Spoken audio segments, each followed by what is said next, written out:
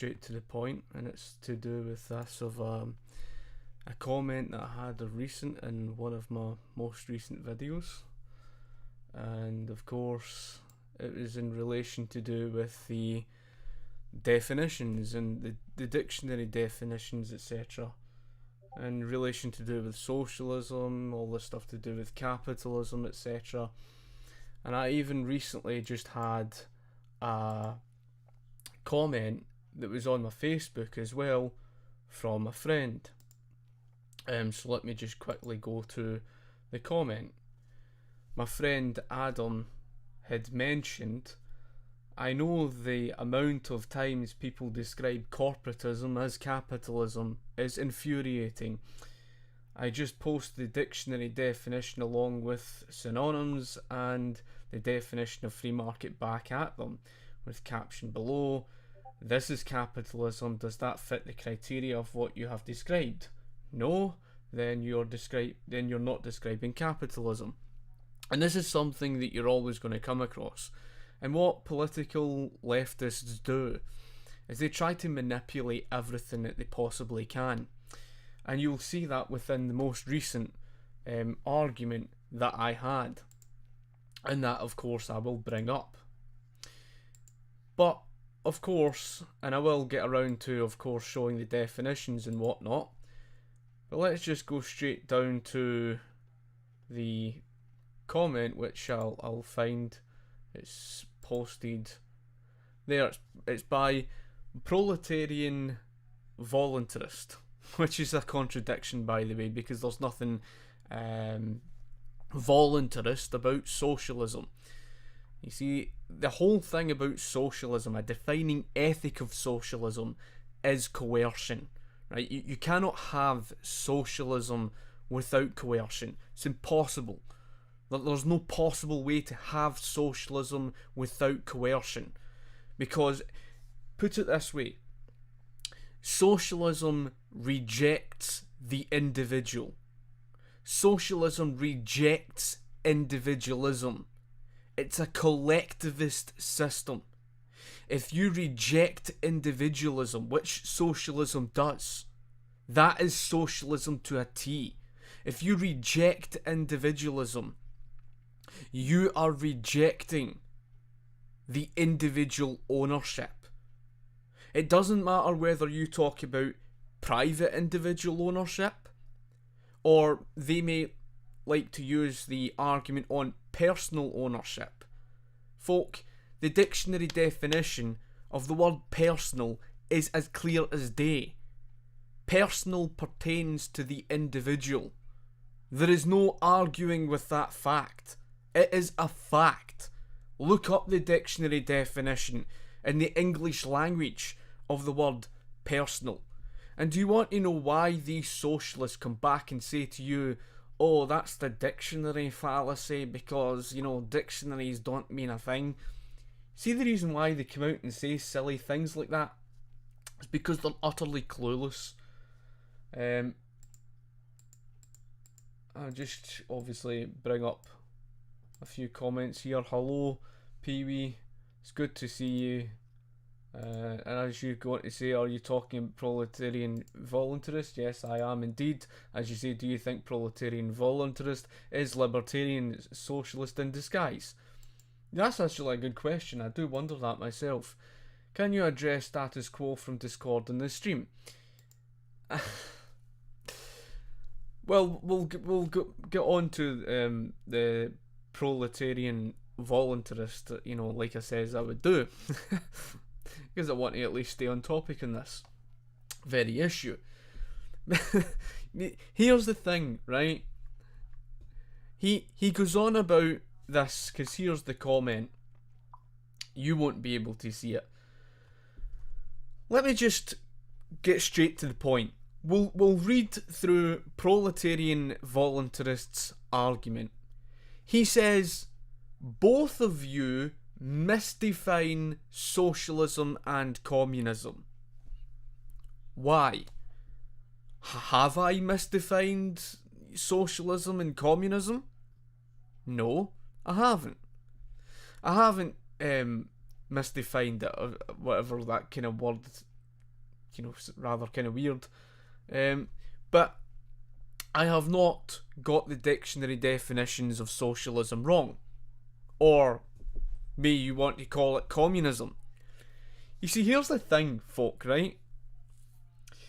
Most dictionary definitions of socialism, you can't just look at one. You can't just look at one dictionary definition and say, oh well, here's socialism and that's it.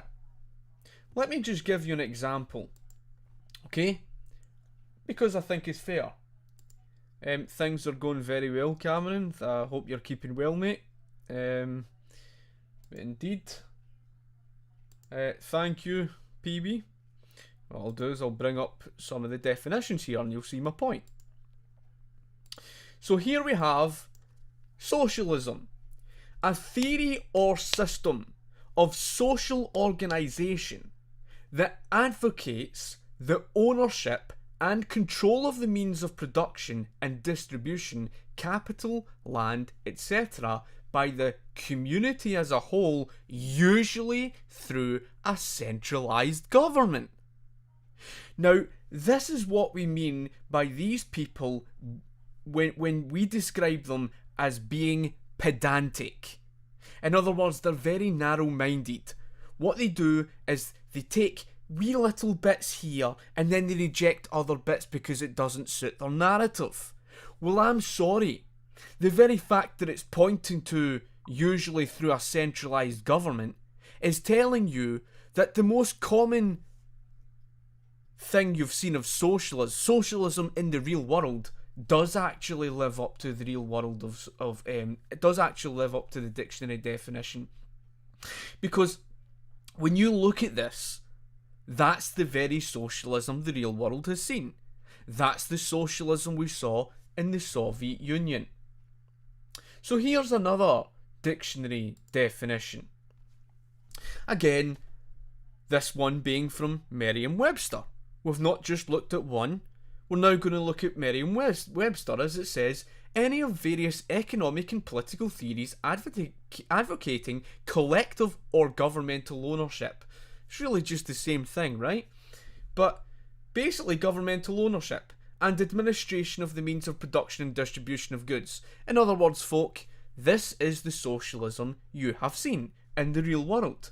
That's the socialism that's undeniable. The socialism you saw of North Korea, the socialism you saw of Cuba, the socialism you saw of Venezuela, the socialism you saw of Argentina, the socialism you saw all over every single country you could possibly point to, that is the socialism. Especially India, that I pointed in the last example. And the reason why I mention that is because this proletarian voluntarist tries to deny the fact that India was socialist, and we'll get around to that. But as you can also see, it states here, a system or condition of society in which the means of production are owned and controlled by the state. Again, that is what we mean by the fact that he is pedantic. Socialists are pedantic.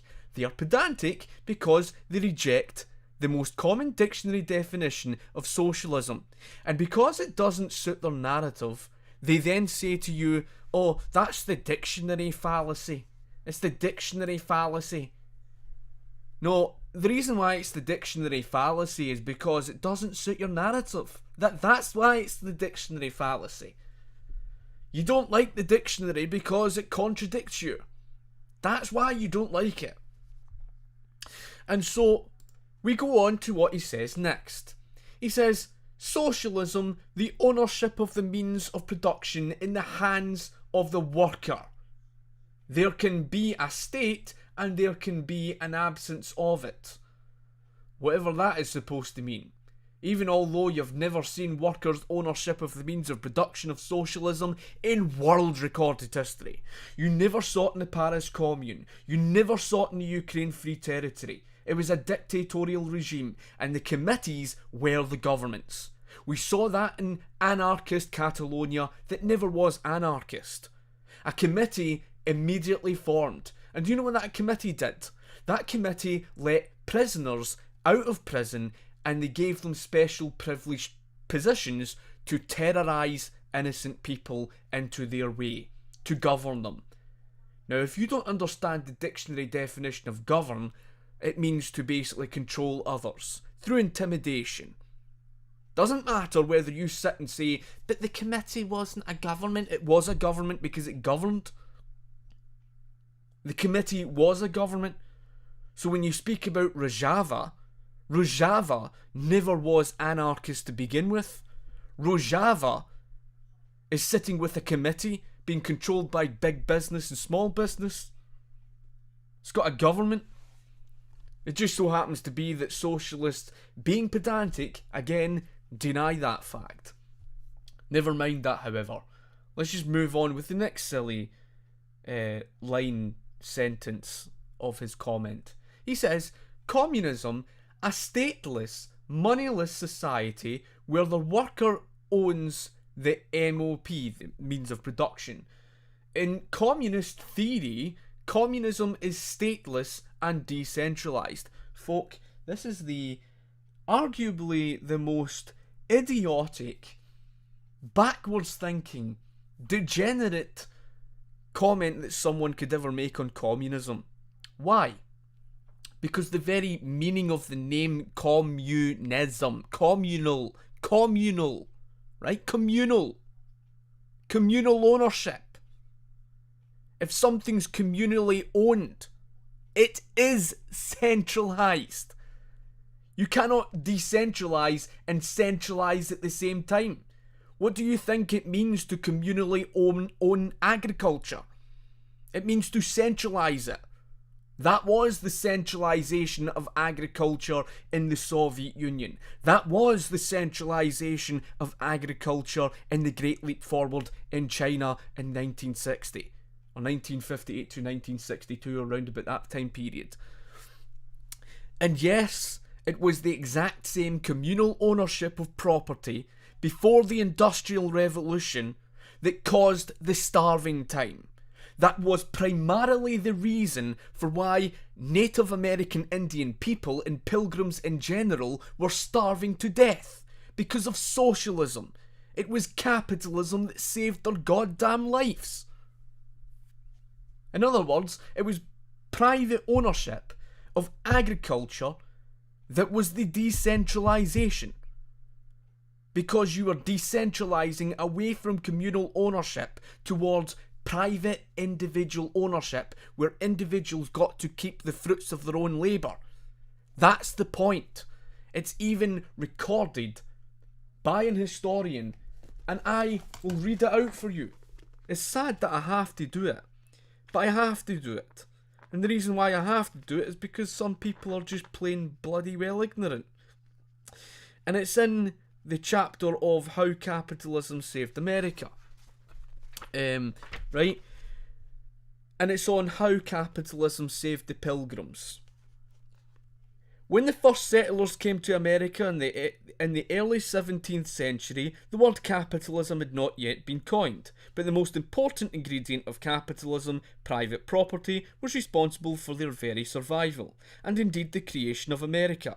As Tom Bethel explains in The Noblest Triumph, Property and Prosperity Through the Ages, the American settlers originally adopted communal ownership of land and property, which is centralised agriculture, etc., because that's what dominated the economy before the Industrial Revolution. It was communal ownership of agriculture, right? In other words, agriculture, the agrarian economy, that's what it was. And as a result, most of them starved to death or died of disease. A problem endured in the later centuries by virtually every communist country that adopted collectivised agriculture. Keyword there, collectivised. In other words, another word for collectivised is to centralise. If a socialist tells you they support decentralisation, they're speaking of an oxymoron. You cannot decentralise and centralise at the same time. How can you collectivise the means of production and decentralise at the same time? To collectivise the means of production is to centralise. That's what it means. If you don't understand that, you lack intelligence.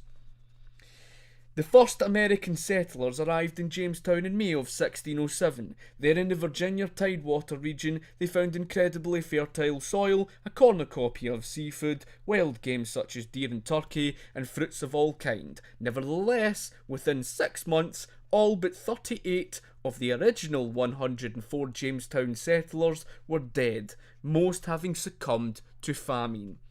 2 years later, the Virginia Company sent 500 more recruits to settle in Virginia, and within 6 months a staggering 440 were dead by starvation and disease.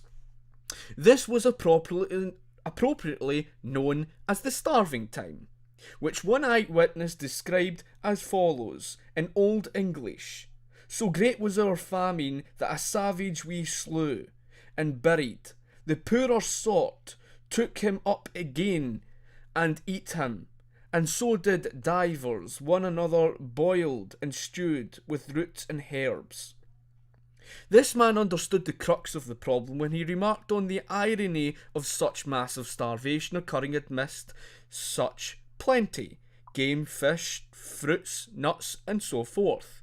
The cause of the starvation, he said, was, unquote, want of province, industry, and government, and not the barrenness and defect of the country, as in generally supposed.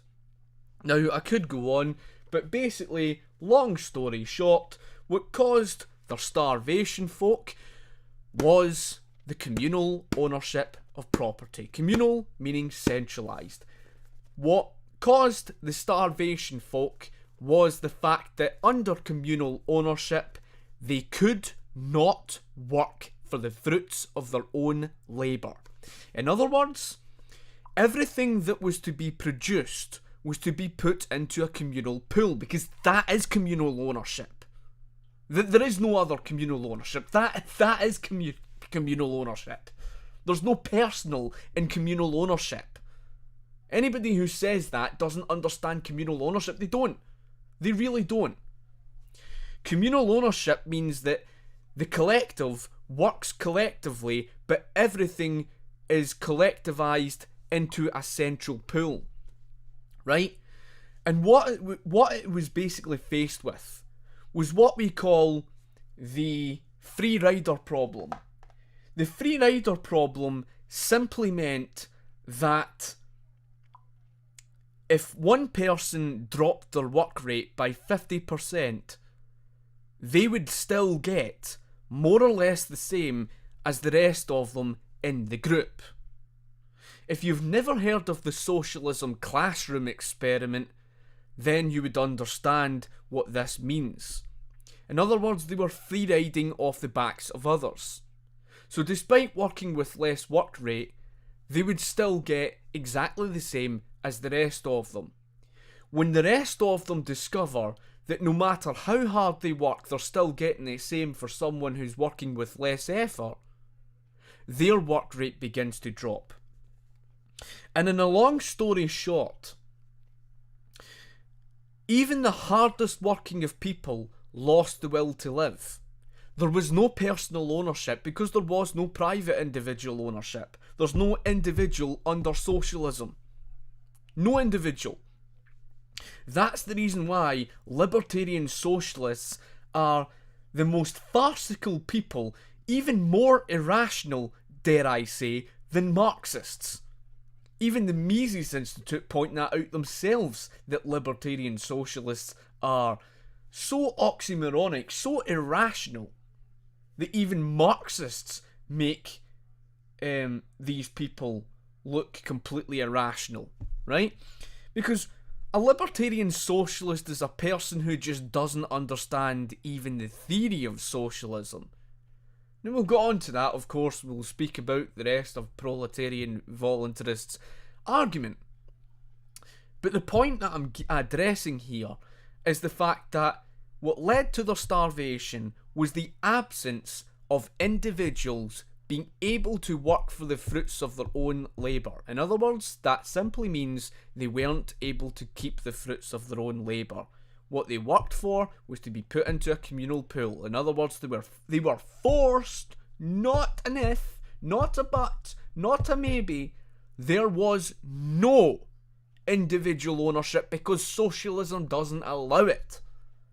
There was no individual ownership. So they were forced to work for the group. That is anti-libertarian. It is abhorrent. It is precisely the reason why the Pilgrims were dying of starvation. It is precisely the reason why the Native American Indian people were resorting to cannibalism before the Europeans ever arrived. There's evidence of it. Not an if, not a but, not a maybe, it's history. And do you want to know what saved their life? Do you want to know what put an end to the periodical famines across the entire planet Earth before the Industrial Revolution? The enclosure movement. The enclosure movement was simply the privatization of agriculture. Decentralization. Because you're not communally owning it. You're not centralizing it. Because to centralize is to collectivize, is to communalize. Anybody who says that you can communally own something and then correlate that to decentralization, just your head would explode. It's like they're two complete opposites. That's like saying you can have an independent dependent. How the hell can you have an independent dependent if dependent means the opposite of independent? That's like saying you can have an open door, closed door. I'll have an open door, closed door. Yeah, how do you achieve that one? The door's closed, how can you have an open door at the same time? They're two complete opposites. A closed door is the opposite of an open door. It's like saying you can have an open window, closed window. Well, it's the same thing. How can you have a communal ownership of the means of property and have decentralization at the same time? You can't. You cannot. Socialism is, without even a question, not even an if, not a but, not a maybe, it's the rejection of, basically, it is the rejection of individual ownership. All individual ownership. Socialism is the complete rejection of the individual. And it's for that reason that it is evil. Because the only way that you can reach there and you can keep that in place is dictatorship. Because, again, think about it this way. If you, hypothetically speaking, right, because the only way they're going to get rid of the private sector is through coercion. Okay, so they get rid of the private sector through a dictator, because that's the only way they're going to get rid of it. It's not going to be a Stalin, a Jeremy Corbyn, or a Bernie Sanders. It has to be the likes of Stalin, or that of Fidel Castro. It has to be a dictator. A dictator has to take you there, because you have to reject economics. You have to. In order to abolish the private sector, you have to reject economics as a study. An economist wouldn't do that, right? Most rational-minded people wouldn't do that, because they accept where it would lead, right? So, to go down the road of their theory, it requires a specific type of character. But let's just hypothetically speaking say that they managed to get rid of the private sector completely. And then, as if by magic, the government just withers away. Now, we know that's not the real world. But let's just say that is the case, right? So they get rid of the private sector completely, 100%. Ask yourself the question, who the hell is going to stop me from going and doing my own thing?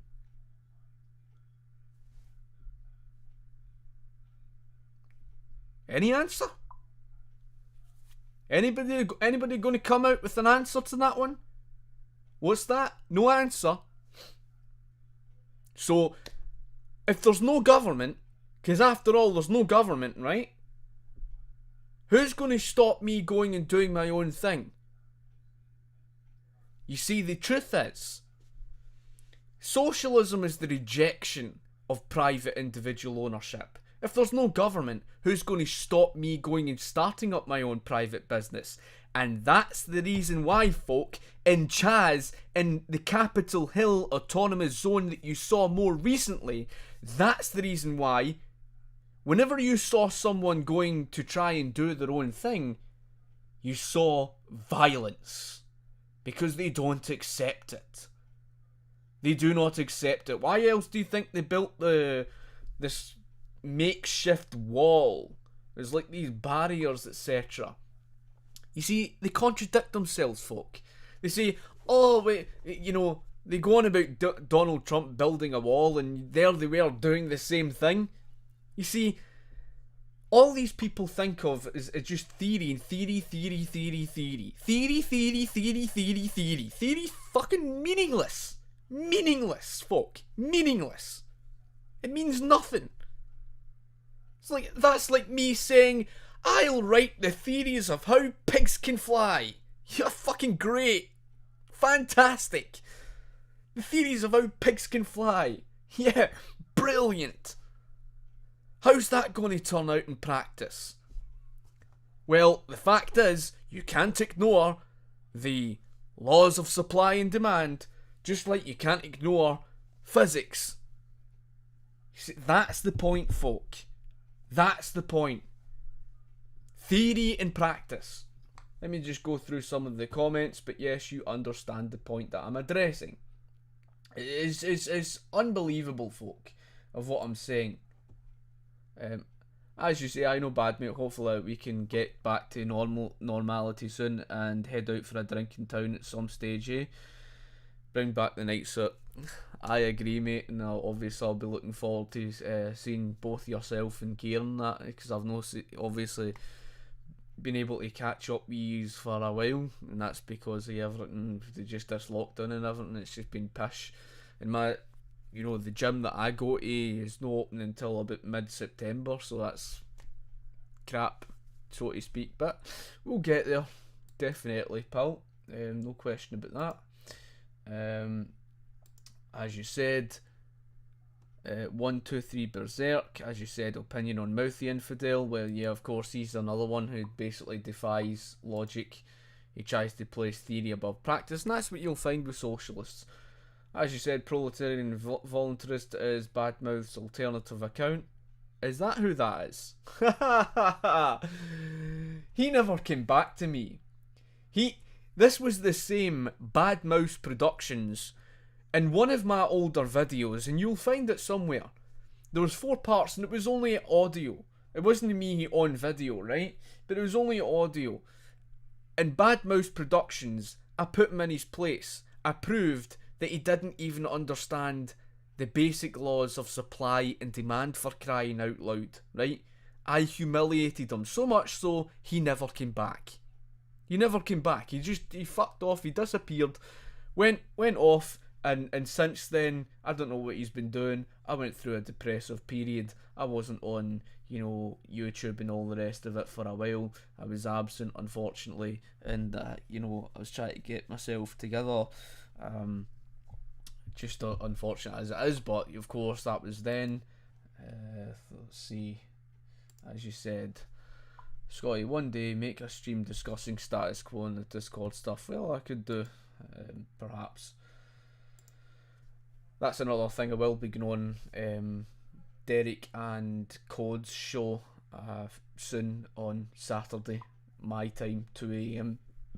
Pee-wee, as you say, it's only a matter of time that the leftists come up with the appeal to history fallacy whenever you bring up the history of socialism. You kind of get the point. I'm just trying to cycle through as much comments as possible. As she said, got a slap Lily from ATT, big of milk bags, massive juggers.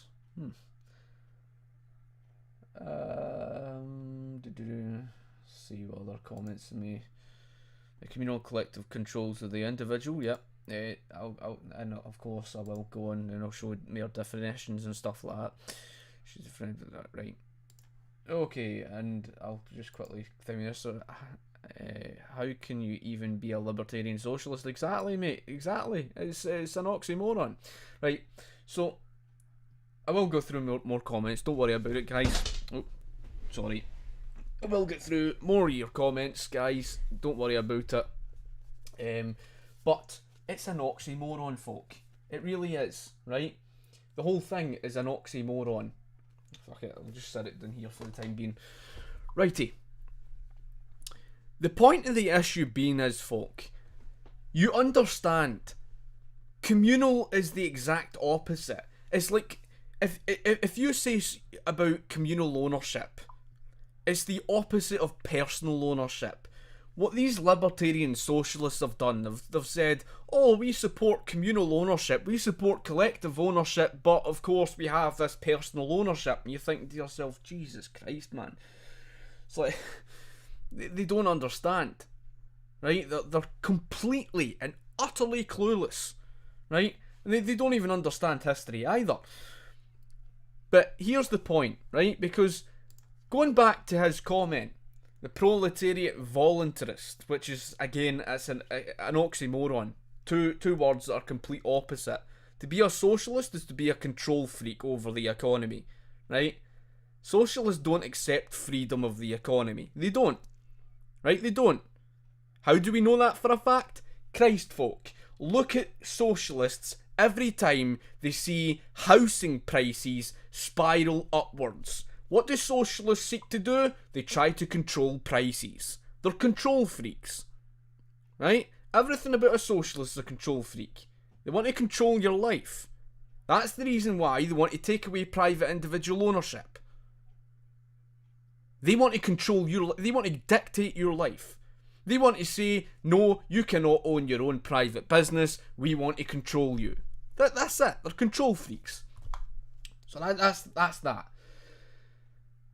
But that's the point, folk, right?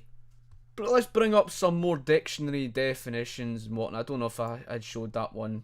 I'm just obviously. I'll scroll up.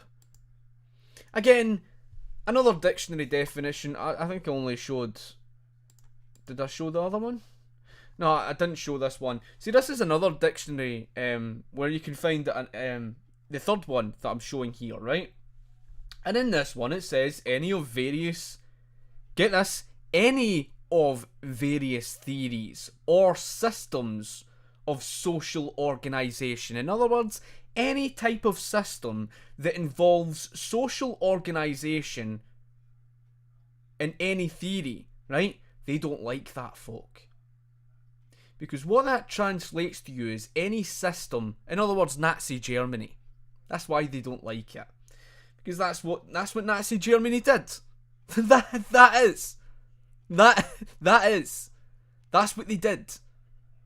Right? And you'll find through the most common dictionary definition of socialism, you'll always find it says control or collective control or ownership of the means of production, usually through the means of government. Well, wasn't that Nazi Germany? Of course it was.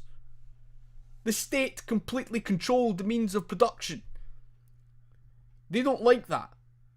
They do not like the fact that the Nazi government used strong government regulation to completely control the means of production. The state controlled it, collectively. The state dictated to private businesses, you must produce this much and you must produce that. If you do not do so, we will punish you because we are the government. Tom Woods even pointed out himself and made it very clear that they might like to think, right, put it this way, you might like to think that you own a private business, but if you're being completely controlled, you're not the real owner. The government did not need a piece of paper with its name on it to say, we own this outright. It didn't need nationalisation, folk. It did not need nationalisation. All the government needed to do, and this was what Nazi Germany, This is what the Nazi government understood. All the Nazi government needed to do was to completely control it.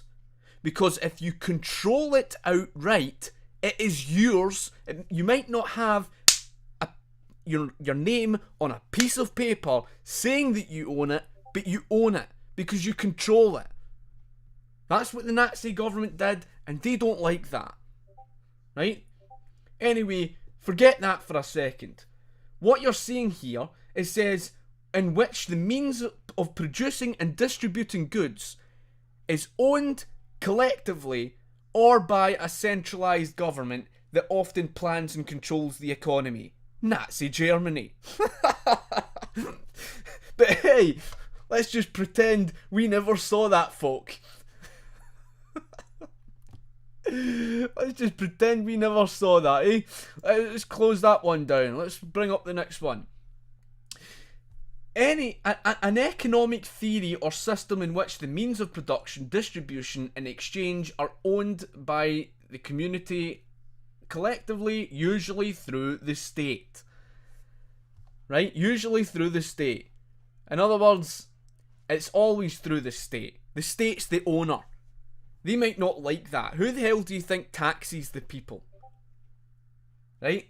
They rely upon the taxpayer, by the way. That's another thing. The difference between theory and practice. Because in practice, you'll never get rid of the private sector. Because good luck trying to run the printing press. You'll drive the economy through hyperinflation. Not a question of an if, but, or a maybe. It's just a fact. So that's another thing for you folk. Okay? So, I've brought up various dictionary definitions of socialism. And here's another. Sorry, that's the wrong one. Let me find the actual... Here it is. Here's something telling you of what a leftist is. Of a collectivist. What's the alternative word for a collectivist? Well, it's a person that belongs to the political left. Right? In other words, it's describing a socialist. It even quotes it. An adjective of a collectivist. Subscribing to the socialistic doctrine of the ownership by the people collectively. Right? As you've seen through various dictionary definitions, this ownership by the people has never existed. The only socialism you've ever seen in practice is, of course, the socialism of the most common dictionary definition. So the point I'm getting at here, folk, is this. You do not base the entire importance around dictionary definitions. I've never stated that. But what I have stated is, you have to look for the most common dictionary definition and then compare it to what you've seen in the real world. Right? To what it's been in practice. Now this person seems to think that he can place theory above practice. So let's just go on and we'll bring that up very soon. But again, here's the dictionary definition of socialism again. Another one by another dictionary. I think this one is by the Cambridge Dictionary. Okay? The Cambridge Dictionary states any. The key word there is clear in English. It says any economic or political system. Any. Keyword again, any. If anybody doesn't understand the word any in the English language, God help them. It's in plain English. Any economic or political system based on government ownership and control. Nazi Germany. Fascism. It's in plain English for you folk. It even states it. And control of important businesses. Nazi Germany. Oh. It really is infuriating how willfully ignorant. Because, let's face it, folk. Let's face it. These people are what we call pedantic. I don't even know that if I can even drag up... give us 2 seconds here. Define... We'll just drag up a dictionary definition of this word. Right. I will show you. It's pathetic, folk. Right, here we go. Right, I'll just get it up in the screen. Pedantic. Caring too much about unimportant rules or details and not enough about understanding or appreciating a subject. Of course, there is more to it. The definition, if we can even go to this dictionary definition, overly concerned with minute details or formalisms, especially in teaching. In other words, what it simply means by being pedantic, it basically means to look at something, pick out one little thing where it says in the hands of the community as a whole, and then reject the most common dictionary definition. That's what he's done. He's rejected the state ownership, right? You understand that. Now that I've pointed that out, I don't really need to go into all that because you've seen it, right? You've pretty much more or less got the point of the issue. Okay? You understand. Right? It's in plain English. It's what it means to be pedantic. In other words, being pedantic is looking at the dictionary definition of socialism, saying, oh, but look at this dictionary definition that says, in the hands of the workers, in the hands of the community as a whole. Meanwhile, they completely ignore the most common dictionary definition of socialism, basically through that of a government. Government ownership or control of the means of production.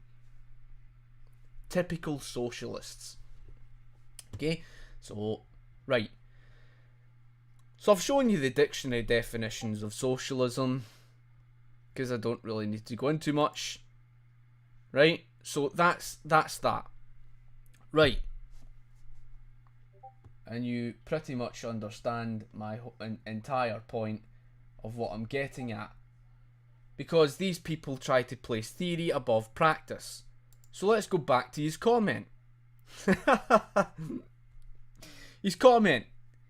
He then says, the definition of socialism you give more accurately describes a vanguard state which is obviously not socialist but capitalist. What the fuck? What are you going on about? It's like, folk, state direction of the economy defines socialism. There is no such thing as a capitalist state. A capitalist economy is the separation of the economy from government, right? So that's how you can tell how capitalist an economy is, by how free the economy is from government intervention in the economy. That is capitalism. It's the separation of the economy from government. Anyway, he goes on to say, also you keep switching the definition from communal to state ownership. Be consistent. No, I don't. At the end of the day, when we speak about communal ownership, we speak about that of what it is in practice. And in practice, it's always been totalitarian government ownership, like that of the Soviet Union. Communal means collective. It is the same thing. When something's communally owned, it is collectively owned. What is collectivism? Collectivism, the politically incorrect definition of it, collectivism is whereby you have the group placed above the individual, so the individual's rights and liberty is subordinated to that of the group, and basically the state becomes the leader of the economy. The main element of the economy is the government, and the purpose of the people is to serve the government collectively. That's what collectivism has been throughout recorded history. This idea of the Paris Commune or anarchist Catalonia, or even that of the Ukraine Free Territory, never was free. That's just that. Moving on with what he says, no, people weren't starving because of state ownership.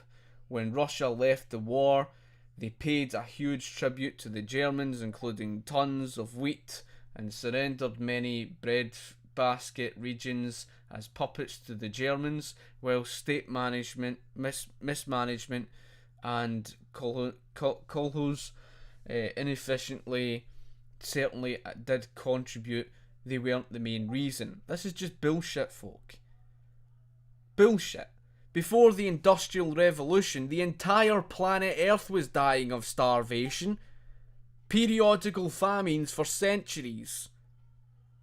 And isn't it simply magical that as soon as private individual ownership, because if you have ever been on a plane and you've looked down from sky high and looked down over land, it doesn't matter whether you're crossing the rest of Europe or you're crossing over Great Britain, you will see the land looks like a patchwork quilt. In other words, it's full of individual sections of farmland. That is the private individual ownership of farmland. That was what put an end to the starvation. It wasn't there for nothing.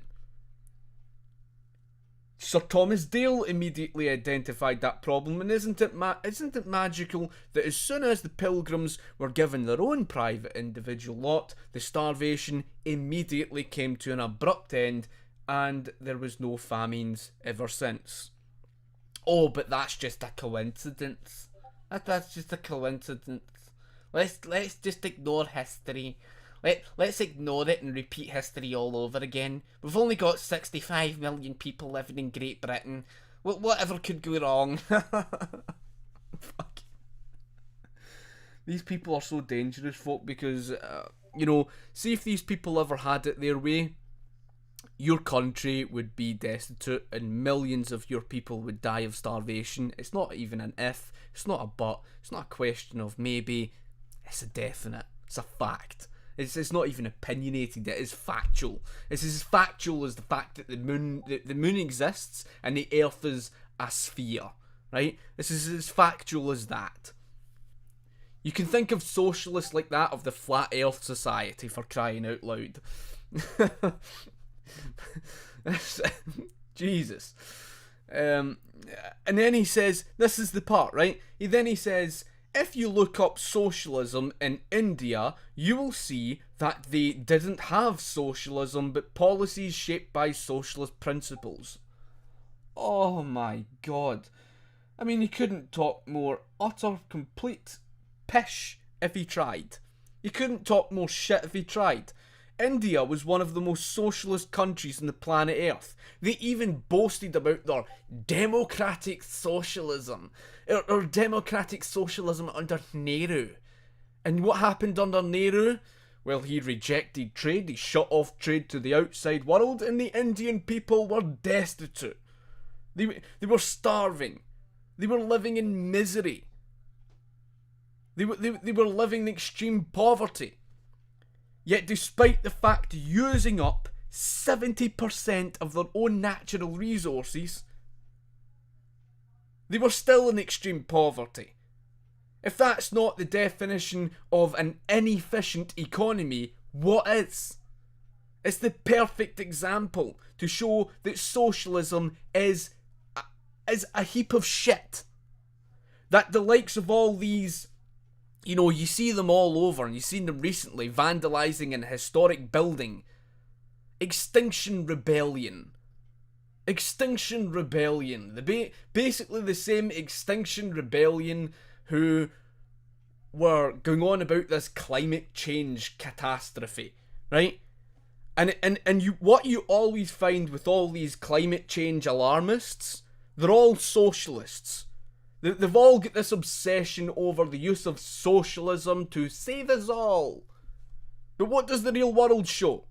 The real world shows that in the face of the economic calculation problem, it's the socialism that rips the arse out the natural resources, yet these are the same people who dare to turn around and tell you that capitalism would use up all the world's resources. Well, what the fuck do you think they did in India?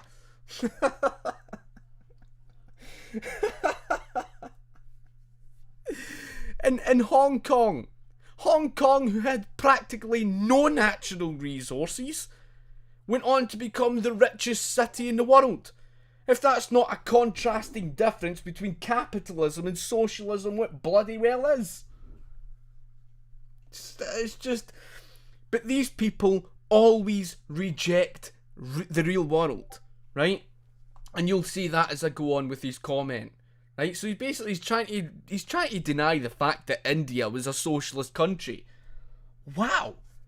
And then he goes on about the Rojava. He says, you say socialism cannot be democratic, but as far as I know, the socialist country of the Kurds, Rojava, is a stateless, highly democratic, blah blah blah. Bullshit. It had a committee. It has a committee, or committees, and committees act as governments. If you've got a committee there to control and govern, that is still a government. It doesn't matter if you sit there and say, oh, but it's not a government. It's not a government because I said so. No, it doesn't matter if you said so. If you have a set group of people sitting down setting rules, that is a government. Doesn't matter if you don't call it a government, it's still a government. Committees are governments. That's why anarchist Catalonia was governed. The same committees who formed a terror group to terrorise innocent people. Exactly what you saw in the anarchist so-called Capitol Hill autonomous zone. So autonomous that they were depending on the outside. Folk, these people would drive you absolutely mental. Right? They don't have a clue. And then he says, you know, communism is the end goal of socialism, Lenin. It is no contradiction for a socialist to talk about wages and want communism. Well, actually, that is contradictory. And it's contradictory, number one, because you are the same socialist who told me that theory is more important than practice. You're the same socialist who says that your theory is more important than dictionaries. You even stated earlier in the comment that communism is moneyless. So if it's moneyless, then you're rejecting the idea of that of wages. You see, that's exactly what I mean about you socialists. You constantly contradict yourself. You constantly are all over the shop. You don't even know where you stand. You contradict yourself. On one hand you're saying, oh, but it's moneyless. And then on the other hand you're telling me they're fucking wages. I mean, what the fuck? It's like a fucking arse end backwards. It's insanity. It's mind blowing, and it really is. It's a lack of intelligence, is what it is. How, on one hand, can you say, yeah, the theory of communism is all that matters, and it's moneyless and classless and stateless, but I'm going to now sit here and tell you that I support wages. Unreal, folk. Unbelievable. But there you have it, right? There you have it. Just like that of, what's her name? Who's that one that I just done the recent video on? Ash Sarkar. Ash Sarkar. Who goes on about communism and all the rest of this and then says, I support money. I support money. I support having money because I want money in the economy. We need money, but it can't be centralised in the hands of the elite.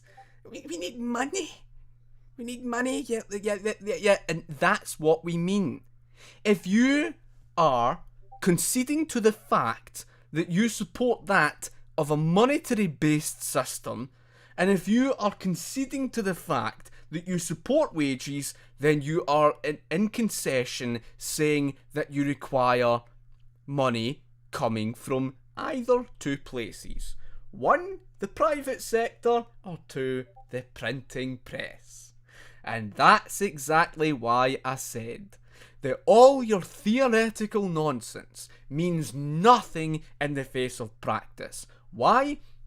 Because your theory requires the complete rejection of the private sector.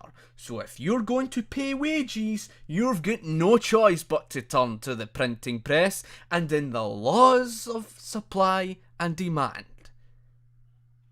If you print paper, because that's what it is, the printing press. If you print the paper, for every $1 that you print, there is 1 plus debt added to the currency. The more paper that you print in circulation, the lower the valuation of the currency, because it's every $1 or £1 or €1 to the value of the product. So for every $1 or £1 and €1 that you print, there is 1 plus debt added to the currency. The more that you print of that paper in circulation, the less value the purchasing power of the currency holds. The lower the valuation the currency holds, the less you can buy with it because you're becoming poorer. So if you've not got a private sector, where are you going to turn to? Are you going to make people work for free? Good luck with that, being faced with the economic calculation problem and people demanding higher paid wages. And that's another thing, because humanity and human nature, just praxeology, defies that of this theoretical nonsense.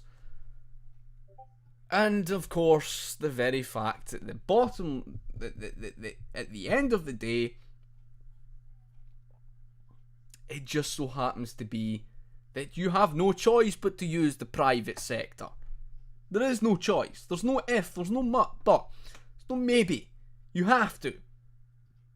Otherwise, you're going down the road of hyperinflation. Why? Because the more and more paper that you print in circulation, eventually people lose faith in the valuation of that currency and they drop it. They do exactly what you saw in Zimbabwe. They do exactly what you saw in Chile in the early 1970s. They do exactly what you saw in Venezuela. What's that? They dump the currency. They drop it. They just dump it in the streets because it's no longer worth anything. You can't buy anything with it. What's the point having it? It's just toilet paper. You may as well just use the paper money as, to wipe your arse with, because you can't even buy one toilet roll with it. So they dump it. And that drives you into hyperinflation. Why? Because there's a large quantity of it left there in circulation. The larger the quantity inflation, because it's like a balloon. You inflate the size of the balloon inflates in size. It increases in size. Just like that of paper. The more of it to go around, the less value it holds. That's why gold is worth more than the stupid worthless paper. Because gold is harder to obtain.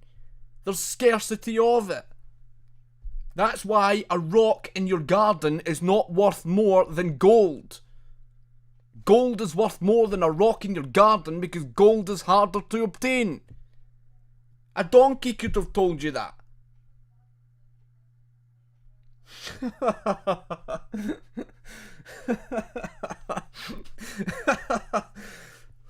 Moving on. But yes, he says economics is the study of official economy. Economics is the study of the economy as it is. What the hell's economics? What does that even mean? Nowhere is the economy defined as trade-offs. What the actual... What did you... No one can come off more economically illiterate than that. No one could. No one could. No one. See, if someone says that, they don't understand economics. They've never studied it. Scarcity is reality, folk. Right? Land is finite. Land is not infinite. There's only so much of it available. You can't ignore that fact. let's just imagine, for example, that there was only one beachfront, right? One beachfront on your land, and you lived on an island, right? For whatever reason being that the rest of your land was cliff sides, etc., all the way around, and there was only one beachfront. Let's just say that, for example, and there was only one beachfront. You've only got so much quantity of space of that beachfront. So there's only so many houses that you could build on that beachfront. So how then, out of a 70 million populated country, do you then get to decide who gets to live in the beachfront housing, if not for favouritism? Exactly. He doesn't acknowledge that scarcity is a reality. That is a trade-off. A trade-off. Let's just give another example of a trade-off in economics. A trade-off in economics would be raising tax rates, which would result in lower levels of productivity because there's less money in the pockets of producers. If you're producing less because there's less money in your pocket to produce, to be able to afford to produce, there's a trade-off. What's that trade-off? The trade-off is higher costs of goods and services because you're producing less. That's a trade-off. Another trade-off is, for example, if you're going to have the higher tax rates, you have to have the higher cost of living. So, you know, just like this of having the trade-off of the NHS. The trade-off of your free goods and services. The free services. So-called free. Free healthcare. Free education. Free this. Free prescriptions. Free that. What's the trade-off of it? The trade-off of having those free services, in order to compensate paying for it, you have to cut back elsewhere in the economy. So clearly you have never read Proletariat Voluntarist. You have never touched an economics textbook. You've never read Henry Hazlitt's book, Economics in One Lesson, and we know that for a fact because you don't understand the economics.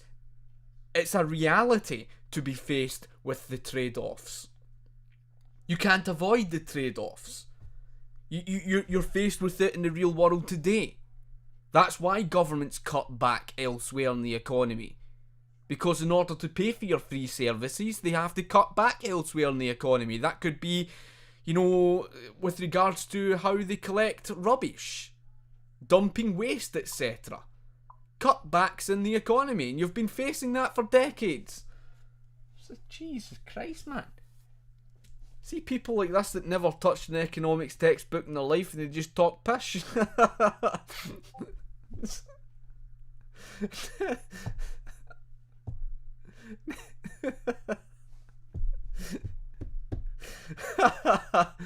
Oh, and then this one's fantastic. Then he goes on to say, communists are against equality of outcome. Utter pish.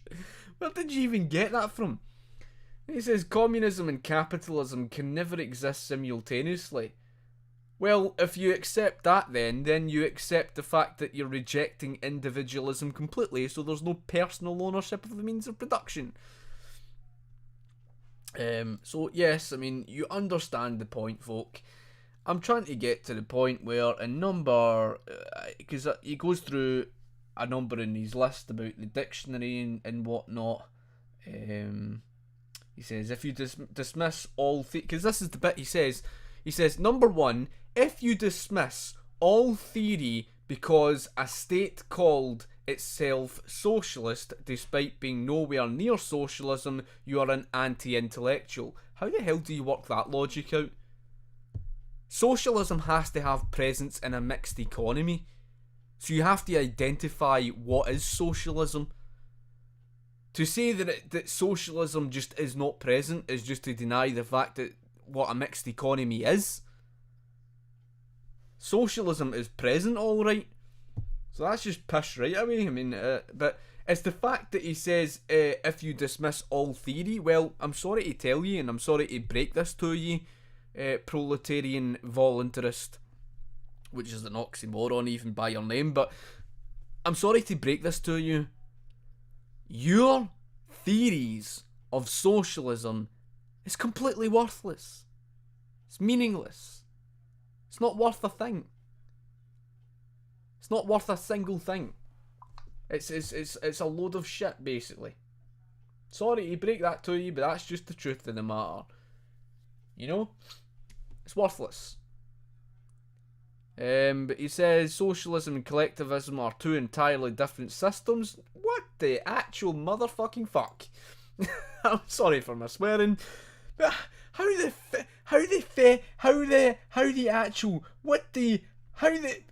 fucking mental gymnastics, folk? That fucking mental gymnastics. I mean, how the fuck did he even achieve that? It's like, what the fuck? See if I don't know if I can actually find it, folk. Right? I don't know if I can actually find it for you guys. It's sitting around here somewhere, and it's in here somewhere. And I've probably lost it, man. It's like, let me drag up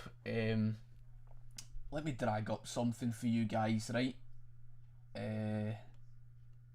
Because I think it's important that you guys actually get to see this. I mean, what the actual motherfucking fuck is? Sorry again for my swearing, right? How the hell can you say that is opposite?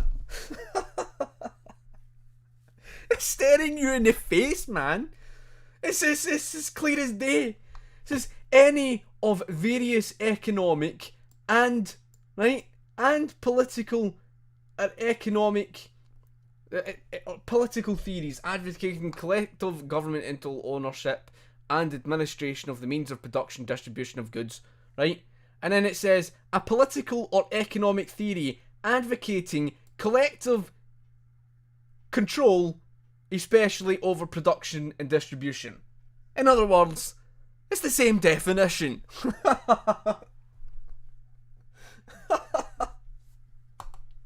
Fuck, it really is mental gymnastics. It's like the mental Olympics. It's like how the hell do they even achieve such things like that, right? It really is mental insanity. I mean, I'm even pointing to you what a collectivist is. A collectivist is a socialist, right? That's a collectivist, right? They're synonymous, right?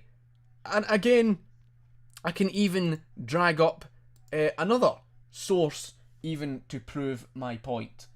And it's insanity, folk. That's really what it is. It's not even debatable. It's not an if. It's not even a maybe. There's no maybe about it. It really is mental gymnastics. And if I can find basically what I was looking for, yep, here we go. I'm pretty sure this is it. Oh look, collectivism, the thesaurus. A synonym for collectivism. What's that? What does it say? As in socialism. How the hell does that make it the opposite? To socialise property is to collectivise it. It's the same meaning.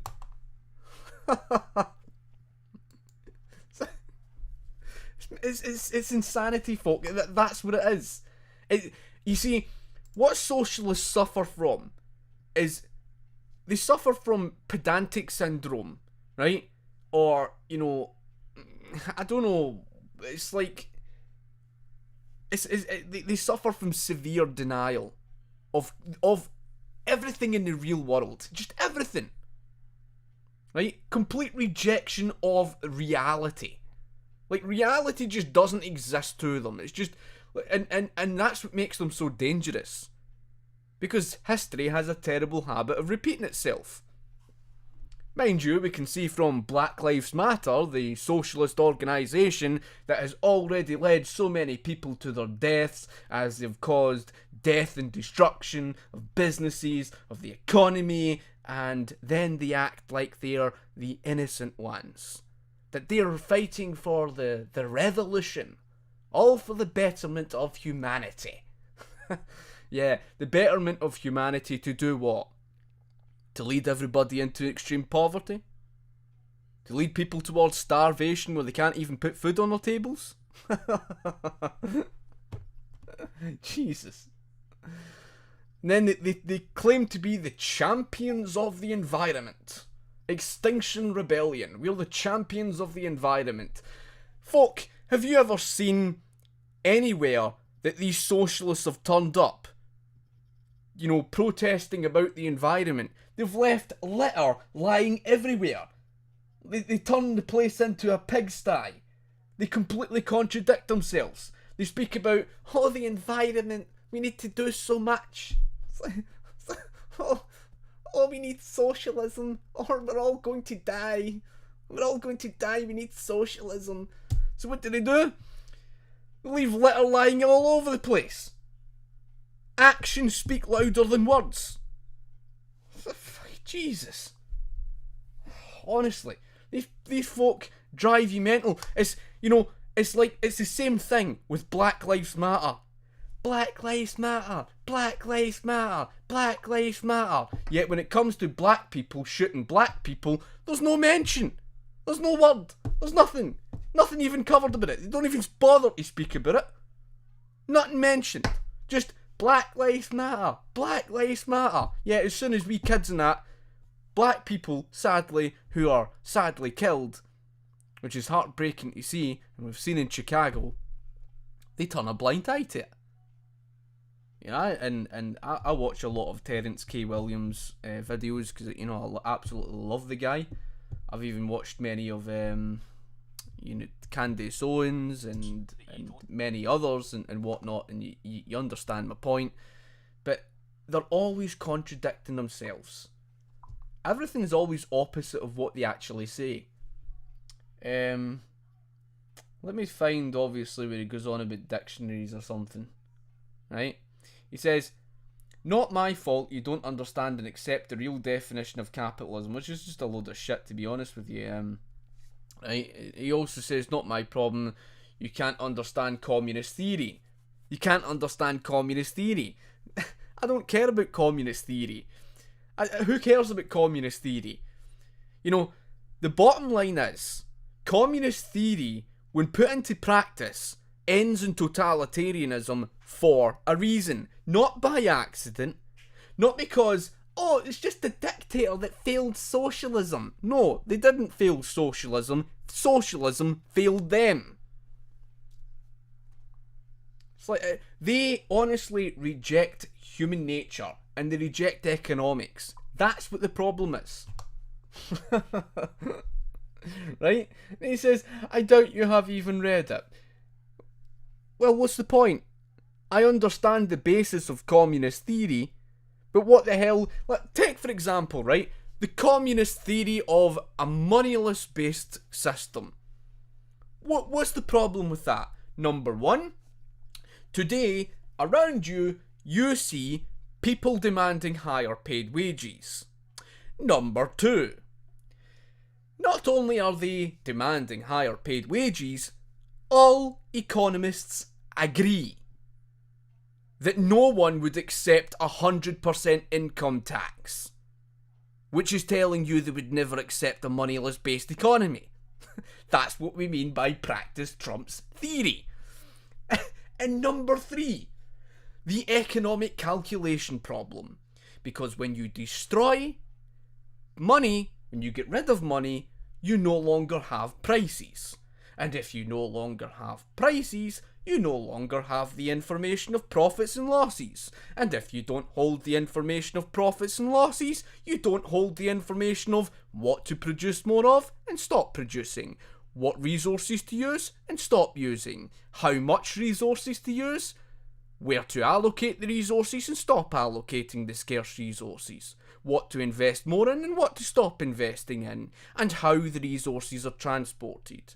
In other words, the destruction of the information of profits and losses results in overusing scarce natural resources, which is why India used up 70% of their natural resources, and number two, misallocating scarce natural resources into production of things that consumers don't want, which is the very reason why in the Soviet Union the government produced more than 3 pairs of shoes, yet there was massive big queues because the shoes that the government produced went to waste as the consumers didn't want the shoes. Just like when the Soviet Union overproduced leather pelts they were left to rot in the factories. Why? Because the consumers didn't want them. You see, socialists? That's the problem. Your theory of this, but I support a moneyless-based economy. Well, that's great, isn't it? Because then if you've not got profits and losses, what you're going to end up doing is overusing scarce natural resources. You might even, overuse it to a point where there'll be none left, which will seriously harm people's standards of living.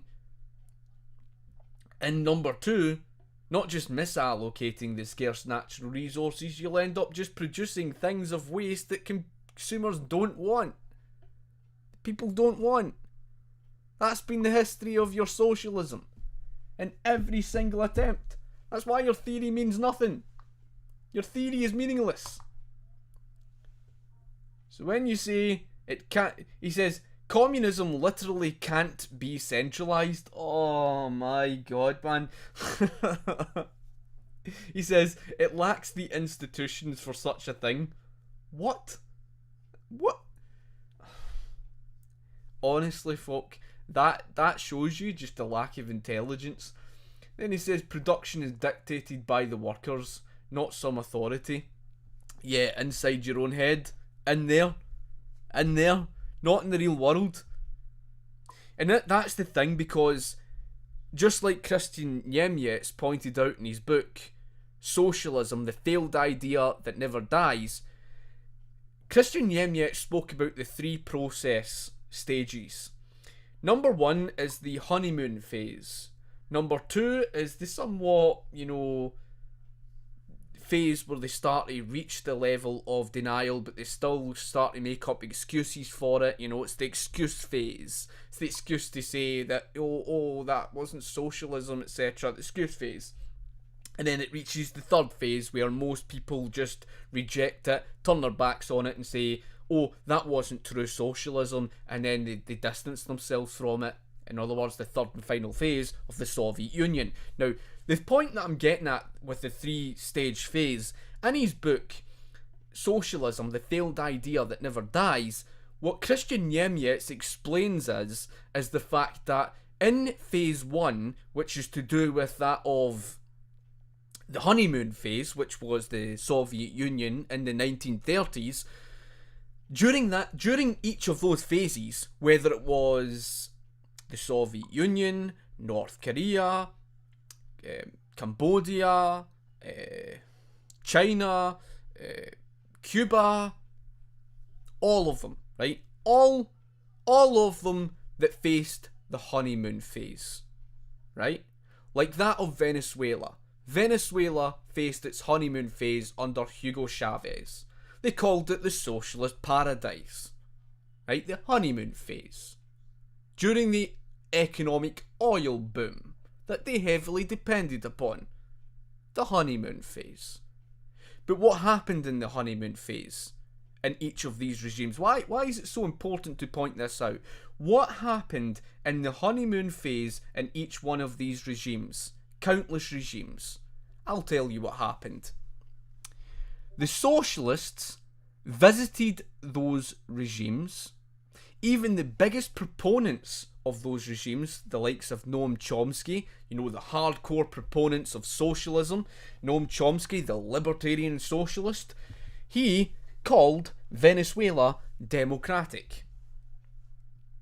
You got that right, folk. In each one of those regimes, during the honeymoon phase, they called it democratic. They completely rejected any of them being dictatorships. That's what they did. That's what the socialists did. The socialists rejected any dictatorship at all. In the 1930s of the Soviet Union, the Western pilgrims who visited the Soviet Union called it democratic. And they said, look how happy the people are, and they're so democratic, and it's all democratized in the hands of the people. That's what they were saying. It's in their own words. I can even dig out quotes by Christian Niemiec in that book that points that out. They were calling it democratic. They were calling a totalitarian regime democratic in its honeymoon phase. It wasn't until that the failure became so clear that they would then reject that. That they would then live in denial of that fact. Right? So that's the point, folk. What you're seeing is that in the honeymoon phase, they would call it democratic and they would say that it was democratised in the hands of the workers, but as soon as the failure became too much for them, they then, make up excuses and say, oh, but that wasn't true socialism. It wasn't democratic. Well, that wasn't what you were saying during the period of the honeymoon phase, was it? You'll remember, and this was more recent, they did the same thing with Venezuela. In fact, Christian Yemyet's his book is fucking brilliant. Honestly, get his book. His book isn't so much to do with why these regimes failed. It's not really going into like what Kevin D. Williamson does. Kevin D. Williamson, in his book, The Politically Incorrect Guide to Socialism, goes on to explain the definition of socialism. He explains things like the economic calculation problem, why socialism did this. He gives examples. Brilliant book. That's not to discredit Christian Yemyet's book. Christian Yemyet's book is fantastic. And it's because it's the type of book that you would read when you get to understand why socialism fails, right? So you get to understand socialism first, then read his book. Because in Christian Yemyet's book, he's got hundreds and hundreds of these quotes, and it's filled throughout the entire book. And within the chapter to do with Venezuela, during its honeymoon phase, Noam Chomsky, in his own words, boasts off about that of the Venezuela. He called it democratic and everything, and was saying how it's the future. Venezuela is proving the 21st century that socialism can be achieved, right? He said something like that. But see, once the third phase came around, once the whole utopia came crashing to an end, he then contradicted himself. He did a 180 turn. He came out with a quote saying of how it was, something else. That it wasn't true socialism. You see, that's why his book is fantastic. Because he gets you to understand that in the honeymoon phase, they're calling it democratic, they're bombing off about how it's in the hands of the workers, it's all this, it's the true face of socialism, it's the future of the world, but as soon as the failure becomes so blatant, they then live in a denial phase. And that's exactly what you're facing with these people today. They do not accept reality. They are pedantic over everything to do with socialism, and that is just the truth of the matter. That's just the truth of it, folk. Right? He says, it seems that you have confused me for a communist. I am a libertarian. So I'm guessing that this is Bad Mouth Productions, because I can tell you this. See, if you seek to abolish the private sector and you seek to take away my right to owning my own private business, you are not a libertarian. You are basically a totalitarian who wishes to take away my individual rights and my individual liberty. That's what you are. You're a totalitarian. There's no other word to describe a communist. A communist is a totalitarian. You're a control freak. You're not a libertarian. You're a Marxist. All libertarian socialists are Marxists. They just don't realise it.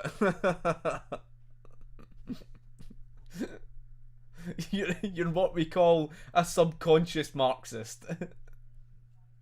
A subconscious Marxist. So he then goes on to say citation needed, blah blah blah blah blah, and yeah. I'm trying to get to the point where he goes on, but basically he eventually mentions about this to do with the dictionary definition. If I can bring up, here it is. He says, in fact, let me dig it up for you, right, so that you can see it, right. How do I get to this thing again? Screen share. Here it is, folk. Here it is, right? It's clear as day, right? Right, here we go. There it is, right? And he's listed points of what he goes on about. And he says in number 7, he says, dictionary definitions are worthless. Literally just read theory. So what you're saying is theory is more important than dictionary definitions. Oh my god, man. The conquest of bread defines collectivism quite well. And he says, you really do dispute the fact that dictionaries just record popular meaning of words? And then he says, descriptive, not prescriptive. Folk, it's insanity. That's insanity. See if that was the case. Any word in the English language could be opened up to, to basically reinterpret. That means that any word in the English language you could just reinterpret for the sake of it. In other words, if dictionaries had no meaning, if dictionaries were not important, then words would have no meaning. Then words could easily be just, reinterpreted to mean anything that you want. In other words, you could take words like independent, or words like dependent, or words like, consequence, or words like, any word in the English language. Difficult. In other words, what you could do is you could reinterpret the word difficult to become the definition of easy, and you can redefine the word easy to become difficult. Right? In other words, it's irrational. It's insanity. Dictionaries have meaning, folk. No one is saying that you should just primarily look at dictionary definitions and say, well, that's all you should concern yourself with. Nobody said that. But what people are saying is that you should look at dictionary definitions and then look at the real world. In other words, the dictionary definitions of socialism has pointed to that of, what we speak about. And that just so happens to be, as you can see down here, it says about that to do with the my eyes are terrible, 2 seconds. It says centralised government, usually through that of a centralised government. That's one source. The second source was that source, and even it was pointed to governmental ownership and administration of the means of production. Folk, you find it plastered everywhere, right? Look at the definitions of socialism and then look at the real world, right? That's why these people are irrational. Now, in the real world of capitalism, the free market was never the fault for why you ended up with corporatism. You ended up in this position because of all the socialist government interventionism. And as I said, a mixed economy, socialism has to have presence. Capitalism cannot be both. Capitalism cannot be the entire mixed economy and be called mixed, because then it's not a mixed economy. A mixed economy, there has to be the presence of socialism. After all, how do you reach the stage of communism? You need to go through the stage of socialism. So, if you've got a mixed economy, then obviously there's the presence of socialism. So capitalism cannot be two things. Capitalism cannot be free trade and then be protectionist tariffs at the same time. Capitalism cannot be the market regulating itself with regards to prices and be government controlling prices at the same time. And that's what his type are trying to say. This is wrong. Government controlling prices is the use of socialism. When you try to direct the economy through government controls, it is socialism. That's why there's not 100% capitalism in the economy. All government subsidies are socialist. The government's regulation is socialist.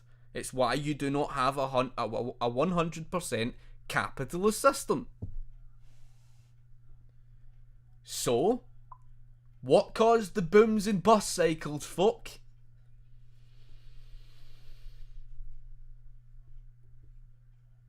Wasn't the market.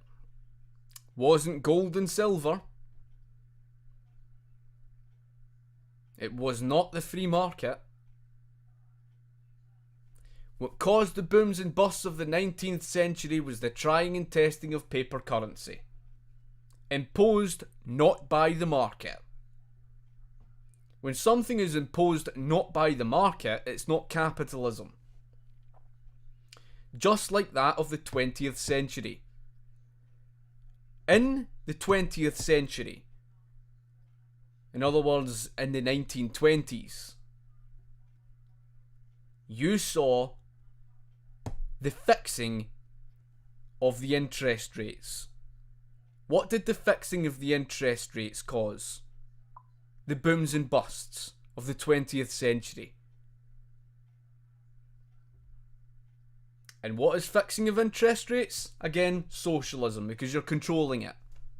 Capitalism's not about controlling things. It's not about controlling prices. It's not about controlling interest rates. It's not about controlling the ratio. It's not about controlling money. It's not about controlling, what currency you have. Capitalism's about the freedom of the market to regulate itself. Whether that's money or the interest rates or the ratio of money, etc., etc. Or even prices in the market. So in this mixed economy, that's how you can identify what is capitalist and what is socialist in the mixed economy. And the reason for why they deny this fact is simply because of the very fact that where their socialist government controls led was exactly towards the very crisis you see today. The reason why they reject that is because they need something to blame capitalism for. It's the only way they can get you to support socialism. So I think I've went on long enough. Let me actually look at, a number of these, comments and whatnot. Pee-wee goes on to mention socialism is collectivist centralism. Correct. Absolutely spot on. I think I've pointed that one out. As you said, that's only one photo. I think I've shown other ones. The communal collective controls of the individual. Well, that's it. It's the rejection of the individual, and that's all part and parcel of socialism. Pee-wee goes on to say, this is the most entertaining stream of viewers. I got a thanks sending me. Say it reminds me of how you acted back in 2015.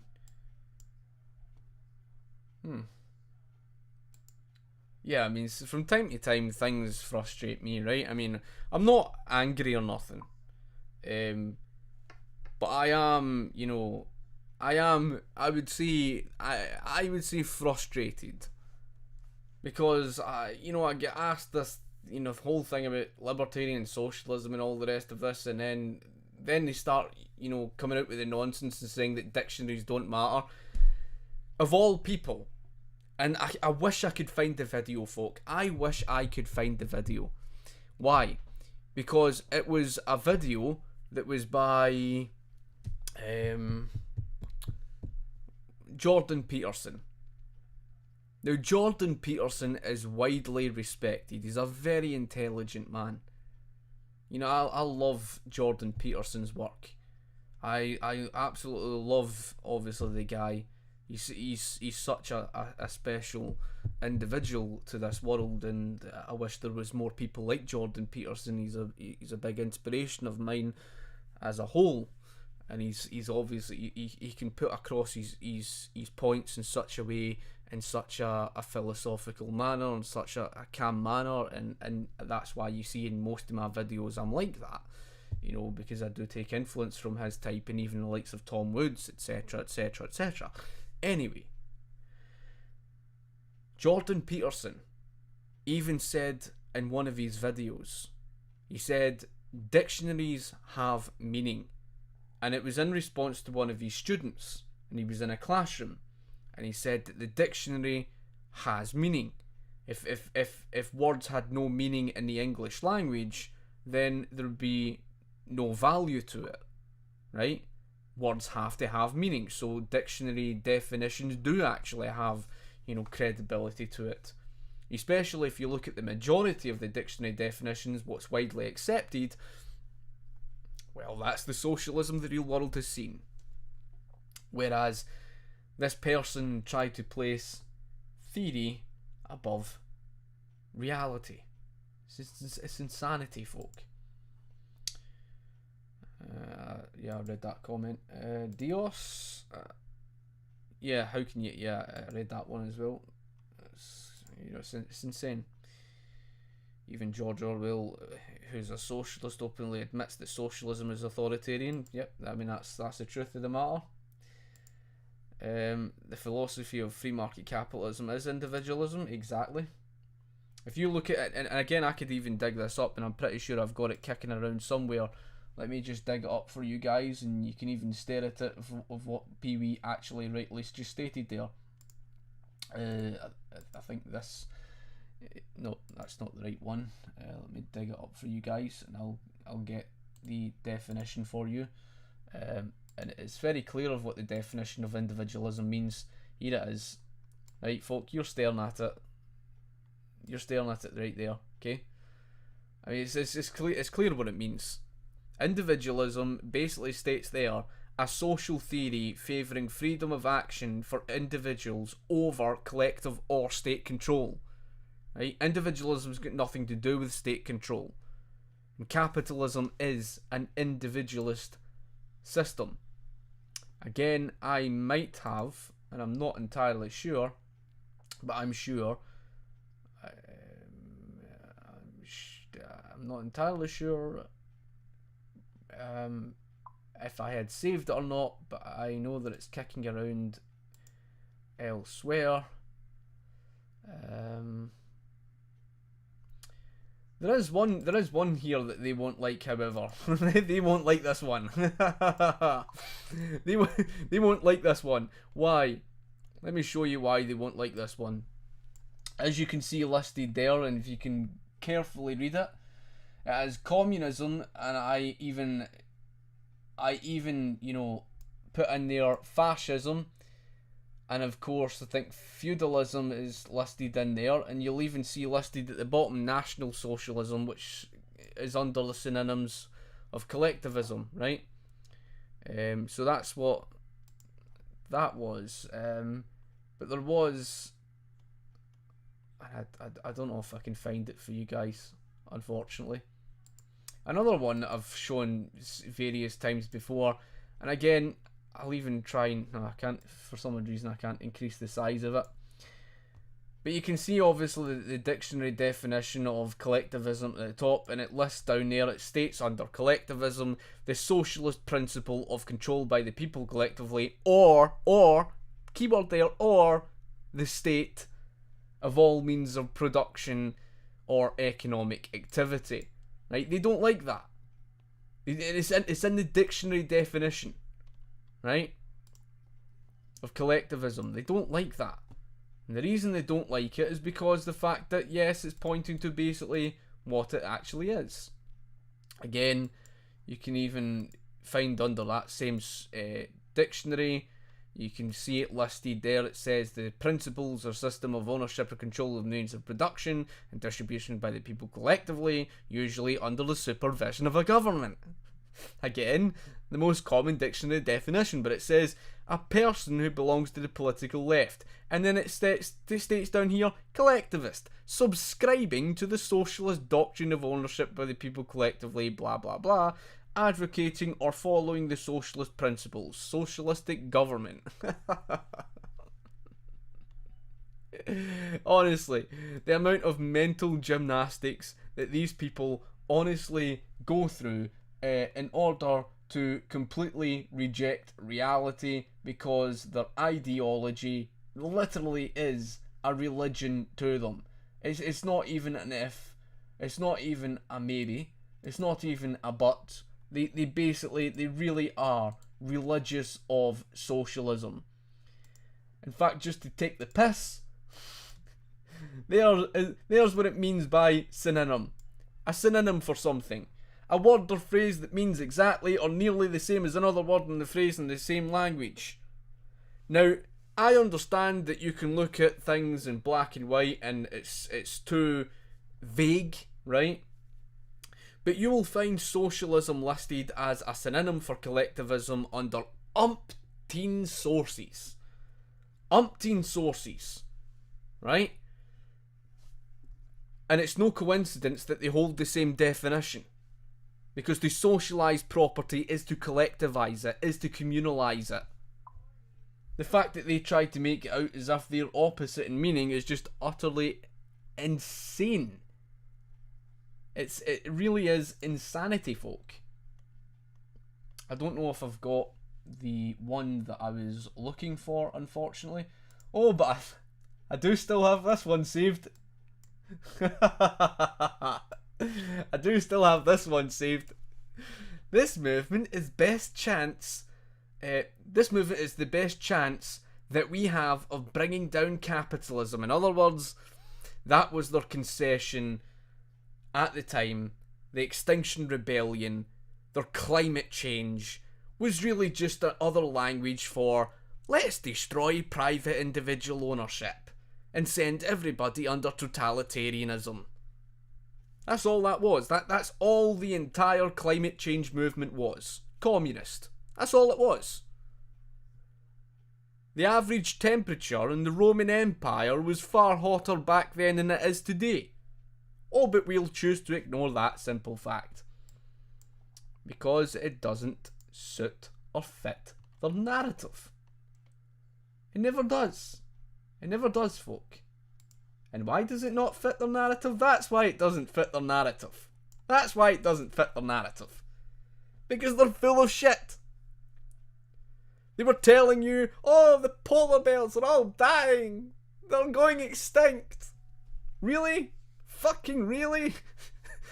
That's like the 1950s, 5,000, by 2015, 22,000 to 31,000. It's the same with the oyster population that went from, what was it? The oyster population in the Atlantic Ocean went from 150,000 tonnes in 1960 to more than 500,000 tonnes by 2013. But we're to believe all the nonsense that CO2 is killing us all. Even although more than 500 to 800,000 years ago, CO2 levels were twice as high as they are today, and there was no extinction. So, what does that tell you about the likes of Extinction Rebellion? What does that tell you about these people? About these people here, folk. These people. What does that tell you about them? It tells you that socialists are compulsive liars. Right? It always was a scam. Their entire basis of their argument is a scam. No one said that you should not look after the environment. Yes, we should look after the environment. It is important that we look after nature. It is important that we look after the environment. But that is not their true agenda. If it was, they would accept real-world solutions to problems. But they don't. That's the very reason why that type pick on Great Britain, pick pick on the United States of America, make us out as if we're bad. Meanwhile, they stare at all these Eastern countries where they dump millions and millions and millions of plastic waste into the rivers. And they don't even say a thing about it. Point bloody well proven about the socialists. Because we all know their true agenda now, don't we? As Hannon says, Scotty, have you thought of trying to run for Parliament? That would be something fantastic. Paul Krugman is an economist, a Nobel Prize winner, no less, but he's still an idiot. I completely agree. I mean, he's completely clueless. Dios Fabians caused all of the UK's problems. Completely agree. Absolutely spot on. Anonymous user goes on to say dictatorship of the people. And he laughs and he says, when have dedicators ever been for the people? How is a socialist dictator who controls the economy any different from a feudalistic monarch? Well, that's it. Feudalism was similar to communism. Both political centralisation, economic central planning. Do you want to know what the real big difference is between feudalism and communism? The time period. That's it. The time period.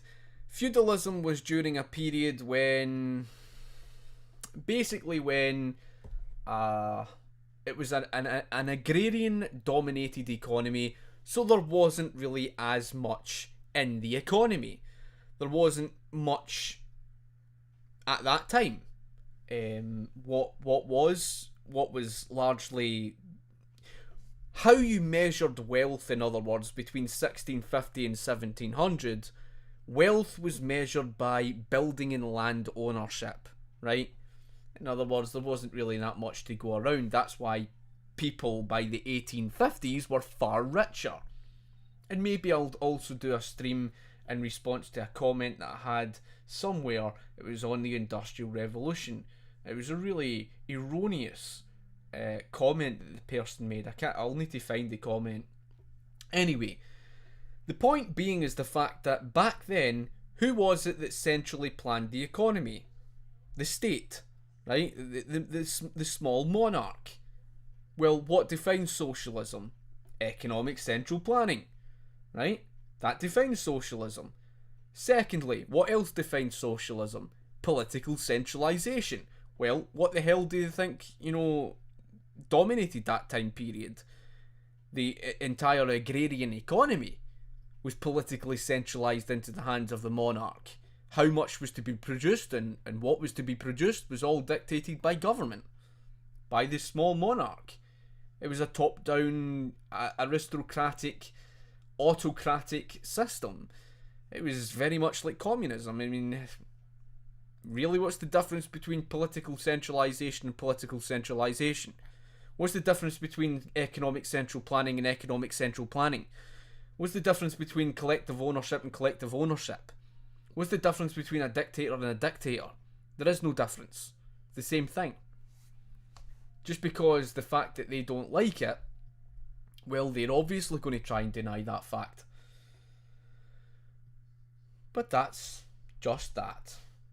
So yes, I mean, that's pretty much that all in one. And as you go on to say, anonymous user, it means nothing sort of like neoliberalism and how it's nothing but a slur towards free marketeers. Exactly. Whenever I hear the term neoliberal or neoliberalism, it basically defines the corporatist system today, and it's not free market. Of course, they slyly try to conflate the free market with corporatism, but it doesn't work. Centralisation is nationalisation, is collectivisation, is communalisation. Exactly. You're spot on with that, Pee-wee. Privatisation is voluntarisation. Correct. That's exactly what true private ownership is. Anon mentions those punks in the Chaz were preventing people from entering that zone. They were preventing people from accessing businesses. Correct. And that is exactly socialism, libertarian socialism, in practice. See, they always contradict themselves. Like I stated, excuse me, folk. They always contradict themselves, folk. That is without even a question. Absolutely, mate. Thank you. That's always appreciative of your comments and feedback. As you said, anonymous user, Bad Mouse is a low-hanging fruit. Yeah, I would pretty much say so. Bad Mouse deleted all his videos. Interesting. Did he? Did he not have a lot of subscribers or something? I know he had one video of myself or something. What do I do for a living? Well, actually, my I don't know if you can actually see. Yeah, that's my full frame camera that you're kind of staring at right now, my 5D Mark III. So yeah, I am, as you have asked. I don't even know if I can get access to it, because right now things are a bit, and I've shown it before. Some pictures I might not have shown before. If I can get a hold of this, then I will show you. In short, I basically am a photographer. I graduated from the City of Glasgow College, which is the UK's top college. I was very fortunate to have got into the City of Glasgow College. I think it was like, at that time, 400 students were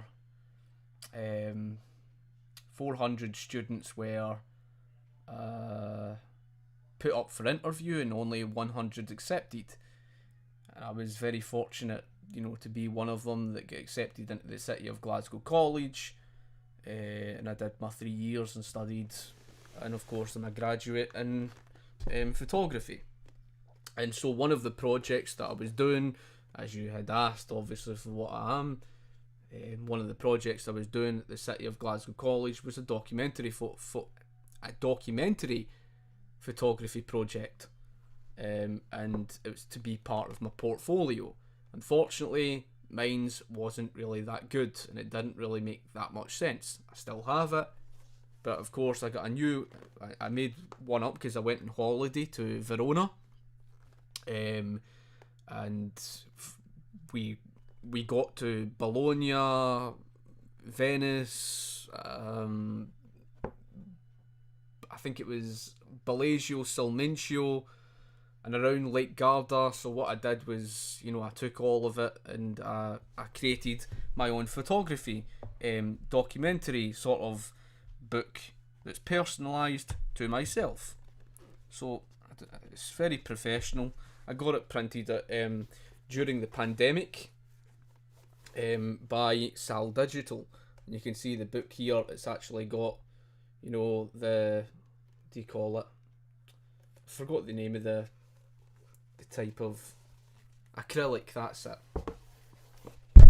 So if I can just briefly show you, and then you'll see. So that was the front cover. Obviously I do landscape photography, so during the sunset, that was of Verona, and I created obviously the cover, and although certain photographs, if I was to try and sell this type of book, I wouldn't be able to have this type of photograph because that's private. It's like, because it's it's not hotel, but it was the place we'd stayed. But yeah, I mean, that's basically my own work. There's tons and tons of other photographs. I'll just quickly, just to show you, obviously, because I try to document the place, showing the different stuff and the people and all the rest of that. It's very difficult for me you get the gist of it. That was the arena. And obviously showing the people. It's glossy, so you kind of get the thingy. And I'll just show you one more picture if I can. But yeah, you kind of get the gist of it. I basically am a photographer, and it's basically how I try to, you know, well, I've got to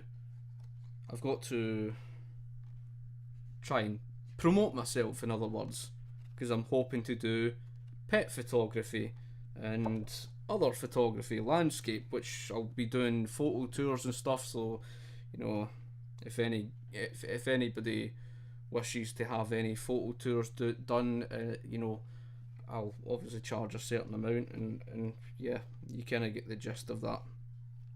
You get the gist of it. That's kind of the kind of thing. Obviously, I was with my mum and my brother, and that's inside the one of the churches that was there. So yeah, and of course Bologna. So yeah, that's kind of the whole thing. Maybe at some point, I've got more of it, but maybe at some point I'll do a video on it or something, you know, and go over the actual book itself. I've got like there is a video there of it, but that was just to go on about the print and just show it briefly. But yeah, you kind of get the gist of that. So that is part of my portfolio, so to speak. My other work is mostly kicking about on my hard drive, so like my photographs and everything I have done, and I've got stuff to show for wildlife photographs that I've done and everything like that, so you kind of get the gist of it. I'm not quite a paid photographer yet, so to speak, but that's the path I'm going on, mate. So hopefully soon someday. It is Murray Rothbard from Discord. Good to see you, Miguel. As you're going to say, what book was that? I think you mean that was the one I spoke about before, mate. I think that was the one to do with how capitalism saved America. I think that's the one you were obviously mentioning, so to speak.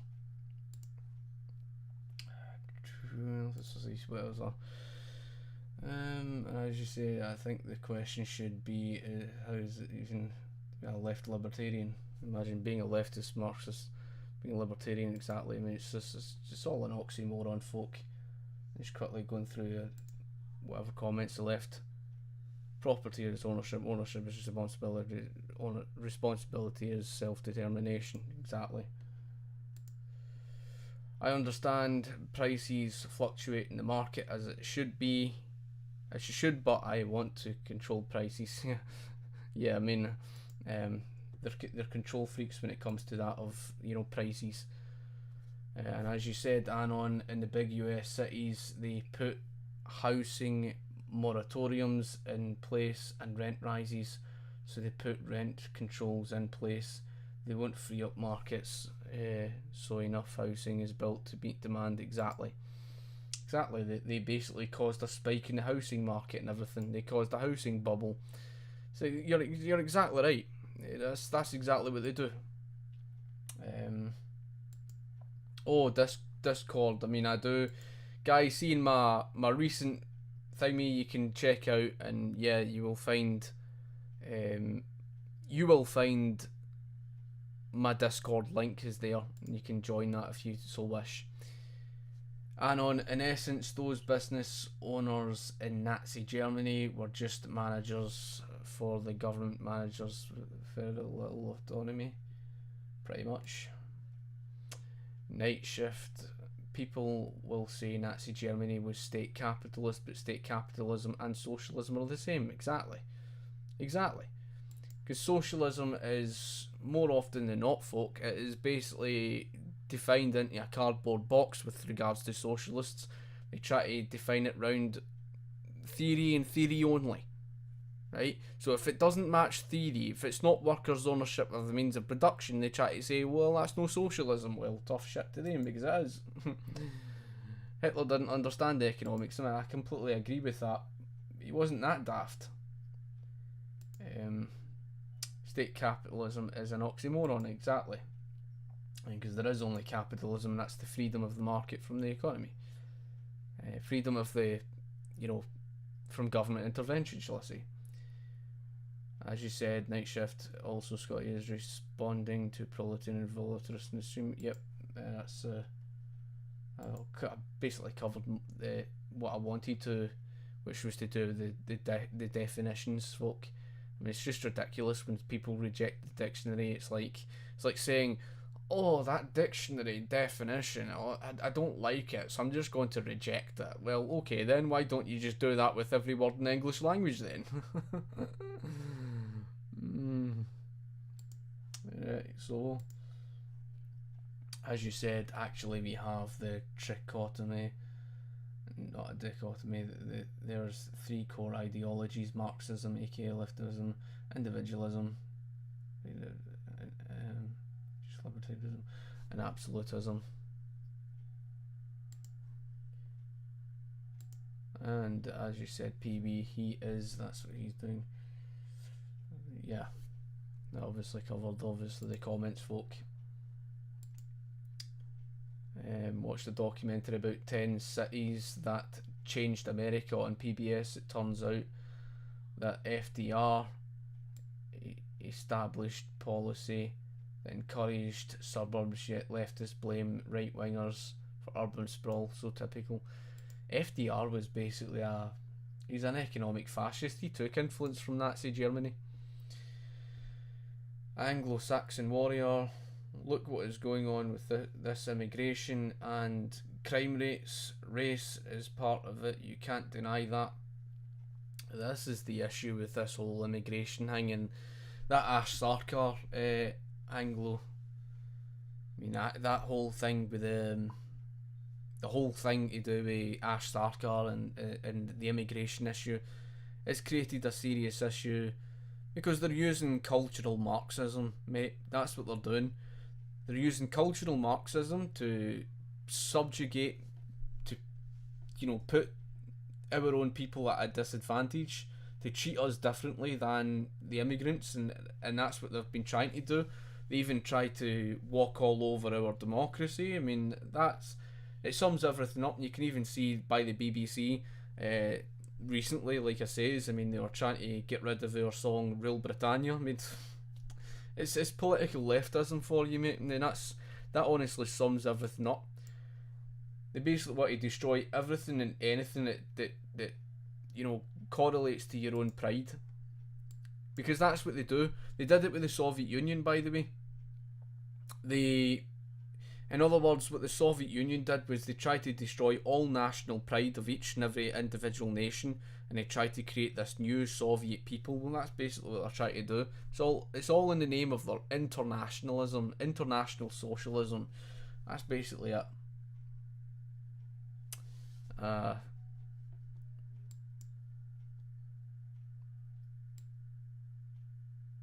As you said, your logo, are you a Strasserist? Well, I've never really heard of a Strasserist before, but do you mean like my own logo? My own logo to my own channel, or do you mean you'd need to, or were you responding in response to somebody else? As you said, ASW, the Third Reich was also pure evil. Yeah, I mean, there's no question of that. All collectivist regimes have been. Alright, aye, he's responding, obviously.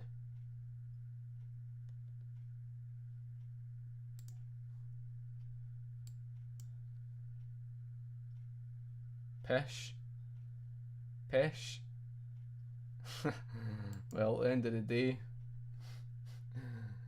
Gears Demon, at the end of the day, when it comes to it, it's I think I might have said pish or something. The viewpoints, I agree with it, but at the same time believe what Hitler said.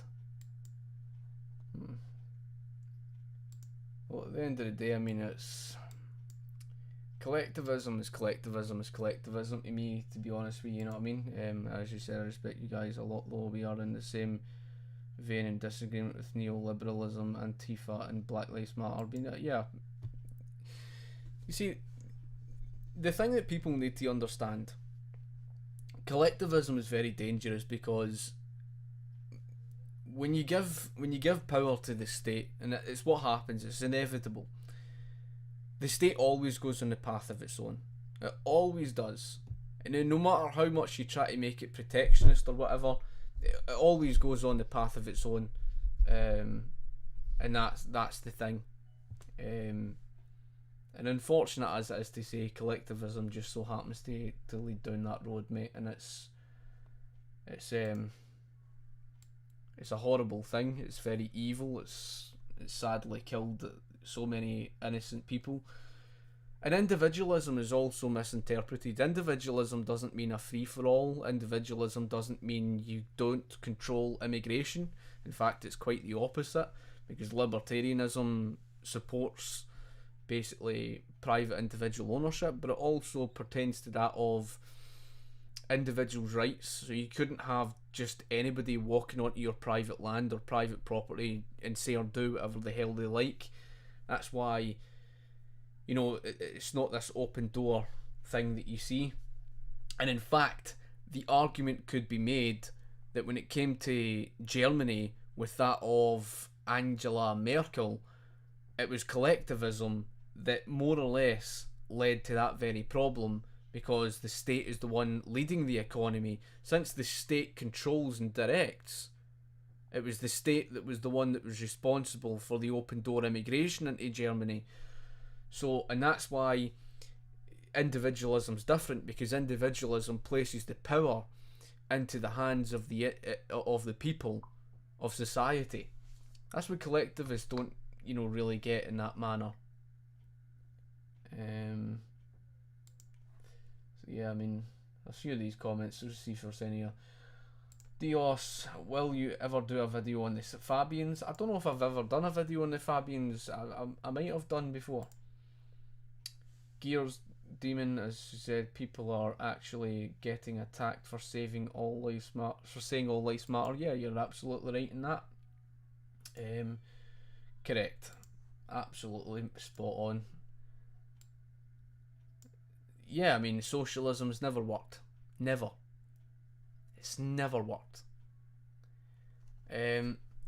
Some could argue, oh well, you know, there's been some sort of benefit, but even their arguments of public ownership, a free market would give it a showing up on many things, especially on, you know, private education.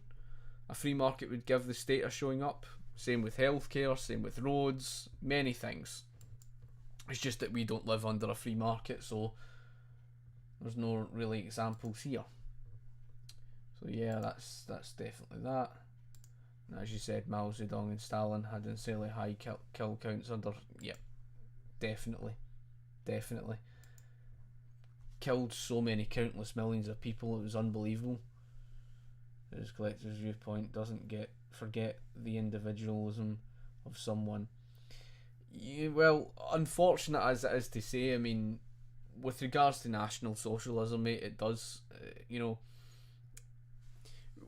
people would have to understand that what individualism, what it really is all about, is basically individual ownership, the individual having economic independence, the individual being free from government, being free to control their own finances, their own economic life, to be free and independent to choose whether they wish to work in collective groups or work by themselves, to own their own private property. Whereas, unfortunate as it is to say, when it comes to collectivism, it basically makes the government the main element of the economy, and, you know, it forces people into a collective group. And that's the main problem with collectivism. Please resources, but society won't show you this. But communist material isn't bad or whatever. Well, I mean, the end of the day, the theory of communism, a lot of people mean well, but of course, when it comes to that of the whole thing, when they put it into practice, it really does go down the wrong road. It's a dangerous thing. Yeah, I mean, without question, mate. I mean, it really is. It's pure evil, and it'll never. Communism will never avoid. Yeah, never avoid totalitarianism. Yeah, without question, mate. I don't doubt that. At the end of the day, I can happily disagree with people. It's on collectivism and stuff like that, and National Socialism. I can happily disagree with people. See, I don't need to do what Black Lives Matter do, this has nothing to do with black people, right? Because we know it's not nothing at all to do with black people. In fact, many black people fucking agree that Black Lives Matter is just a Marxist organisation. But the point being is the fact that, unlike us, we're happy enough to sit and debate issues, and folk to agree to disagree on certain things. Whereas when it comes to the socialists, when it comes to I'm talking about like Marxists, etc., not the case. It isn't the case. It's the reality that they turn to violence. It's sadly the truth.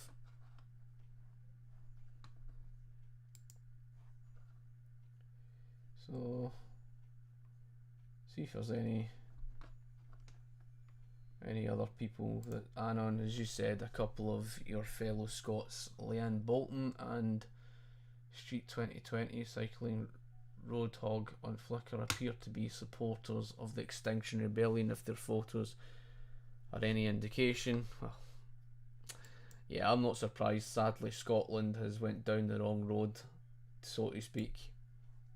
Very sad state of affairs in Scotland. In that situation, it was so bad you needed people to dictate and educate people to know why the Weimar was corrupt and controlled against the Germans. I mean, you could see from the hyperinflation that it caused. Socialism never works. As you said,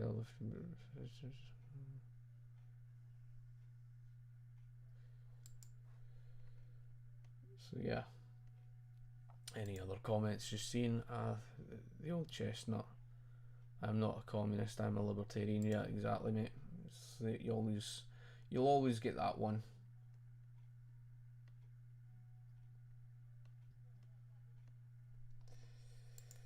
Righty, as you said, I love Dr. Jordan Peterson.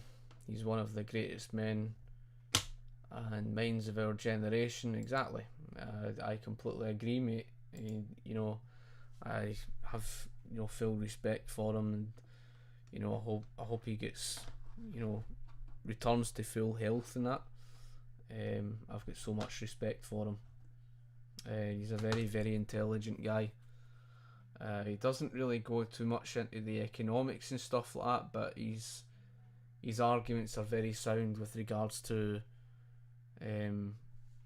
many things relating to people, how they behave and everything. He's very interesting. As you said, Anon, capitalism can't be both free market and protectionist. Tariffs, still, what to do about a currency manipulating country like China that isn't free market? Either tariffs or not accepting goods from China. Exactly. And unfortunately, in this world today, we are in a position where we have to set down protectionist tariffs on the likes of China, but we need to set up a union of nations where we are left be as individuals, as individual nations, not like the European Union that's collectivist. We need a unity of countries of free trade, of countries who believe in free markets. That's what you need. In any country that seeks to do what China's doing, you understand the point. They won't like my message on that, of course. As you said, I guess I'm an individualist.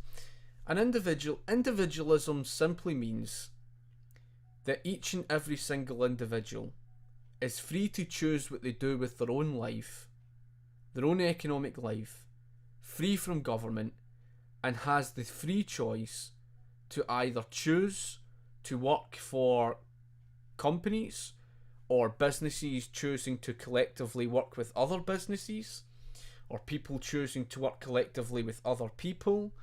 Because think about it. You're an individual that has the free choice as an individual to work with other individuals collectively.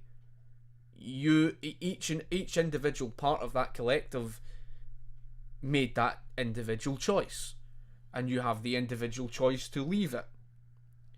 So that's what individualism's all about. It's all about leaving the individual to choose what they want to do with their own life, because no one forces you to say, well, you have to work on your own and it's every man for himself. That just isn't the case. Individualism simply means that the primary element of the economy is the individual, and the purpose of government, if there is a government, is to serve and protect the individual's private property rights. That's it. The role of the state under individualism is not to control people's economic lives. It's to, leave individuals be. As you said, recently heard of a term called a Sigma male, which also applies to me. Quite interesting. I'm not entirely sure. As you said, Gianfranco Retta F4 WP Formula for World Peace website. I will have to look that up, Gianfranco. Thank you for sharing that. I'll be sure to obviously check that out for whatever it may be. I don't have anything against people who believe in whatever peace that you believe in. There's nothing wrong with that. Libertarians, adhere to that very view. We just believe in live and let be. We believe in, leave people be free to be who they are. But so long as, individuals are not infringing upon other individuals' rights and liberty, then of course, you're free to be who you are. I mean, I think that's what we seek for. That's why socialism, just collectivism, it's the opposite of that, because it requires forcing their will upon others, and that's the problem. So thank you for that comment, Gianfranco. Greatly appreciated. Anon, they say kangaroos are facing danger. The Aussie truck drivers encounter that a lot. It's quite interesting.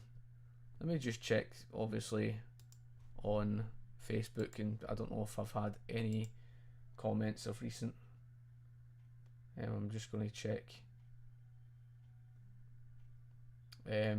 Charlie had mentioned, I'm planning for a petition for Britain to leave the World Health Organization because they were the ones that sold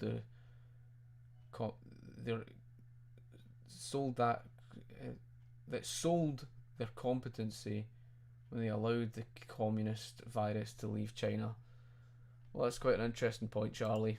It's quite a sad thing about the whole thing. I can more than understand where you're coming from in that regard, however, and I respect obviously your perspective. But yeah, I mean, as you said, anonymous user, have you ever wondered why the most poaching happens in poor socialist countries, continents like Africa? Well, yeah, it's pretty bad in these countries. and on they say there is pressure on koalas because of humans. There are 25 million Aussies and 11 million of them. Melbourne, Sydney. And on to the final few comments. State capitalism is an ideology, isn't an oxymoron. It exists in real life. But the term state capitalism is a false term. More accurate to call it commercial socialism. Yeah, it's pretty much accurate. Yep, no, it's okay. I can fully appreciate, obviously. End of the day, folk, I think I've, went on long enough and I've explained what I needed to. I think I've went through a number of your comments, and I greatly appreciate all your own comments and that. Always appreciative.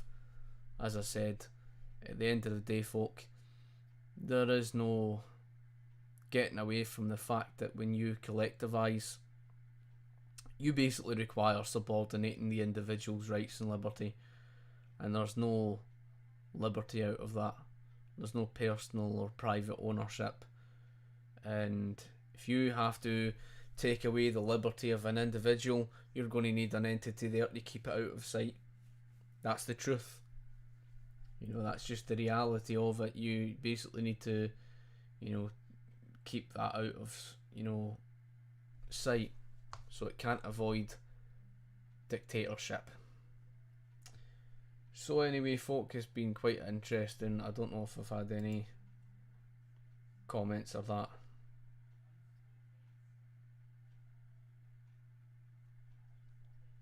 Obviously, like I said, you guys can obviously join my Discord if you freely wish.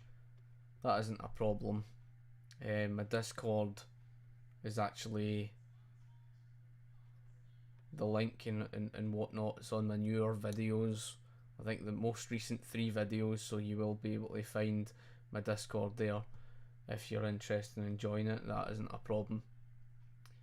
Okay, so obviously I don't know if any of you guys, any last questions or that you would like to ask or that. It's up to yourselves. No.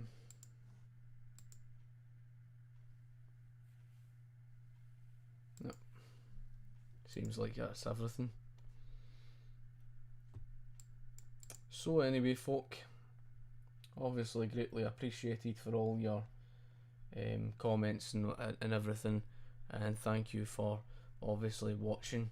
But I just felt I had to go on that argument with that comment because, like I said, I mean, that voluntarist, he doesn't have a clue about socialism, about collectivism and that, So yeah, same to yourself, mate. Obviously appreciate, and I will get around to doing, certain other videos and that. I meant to say, obviously, it'll be next Saturday. That obviously this Saturday coming, at 2 a.m. UK time. So I will be going on.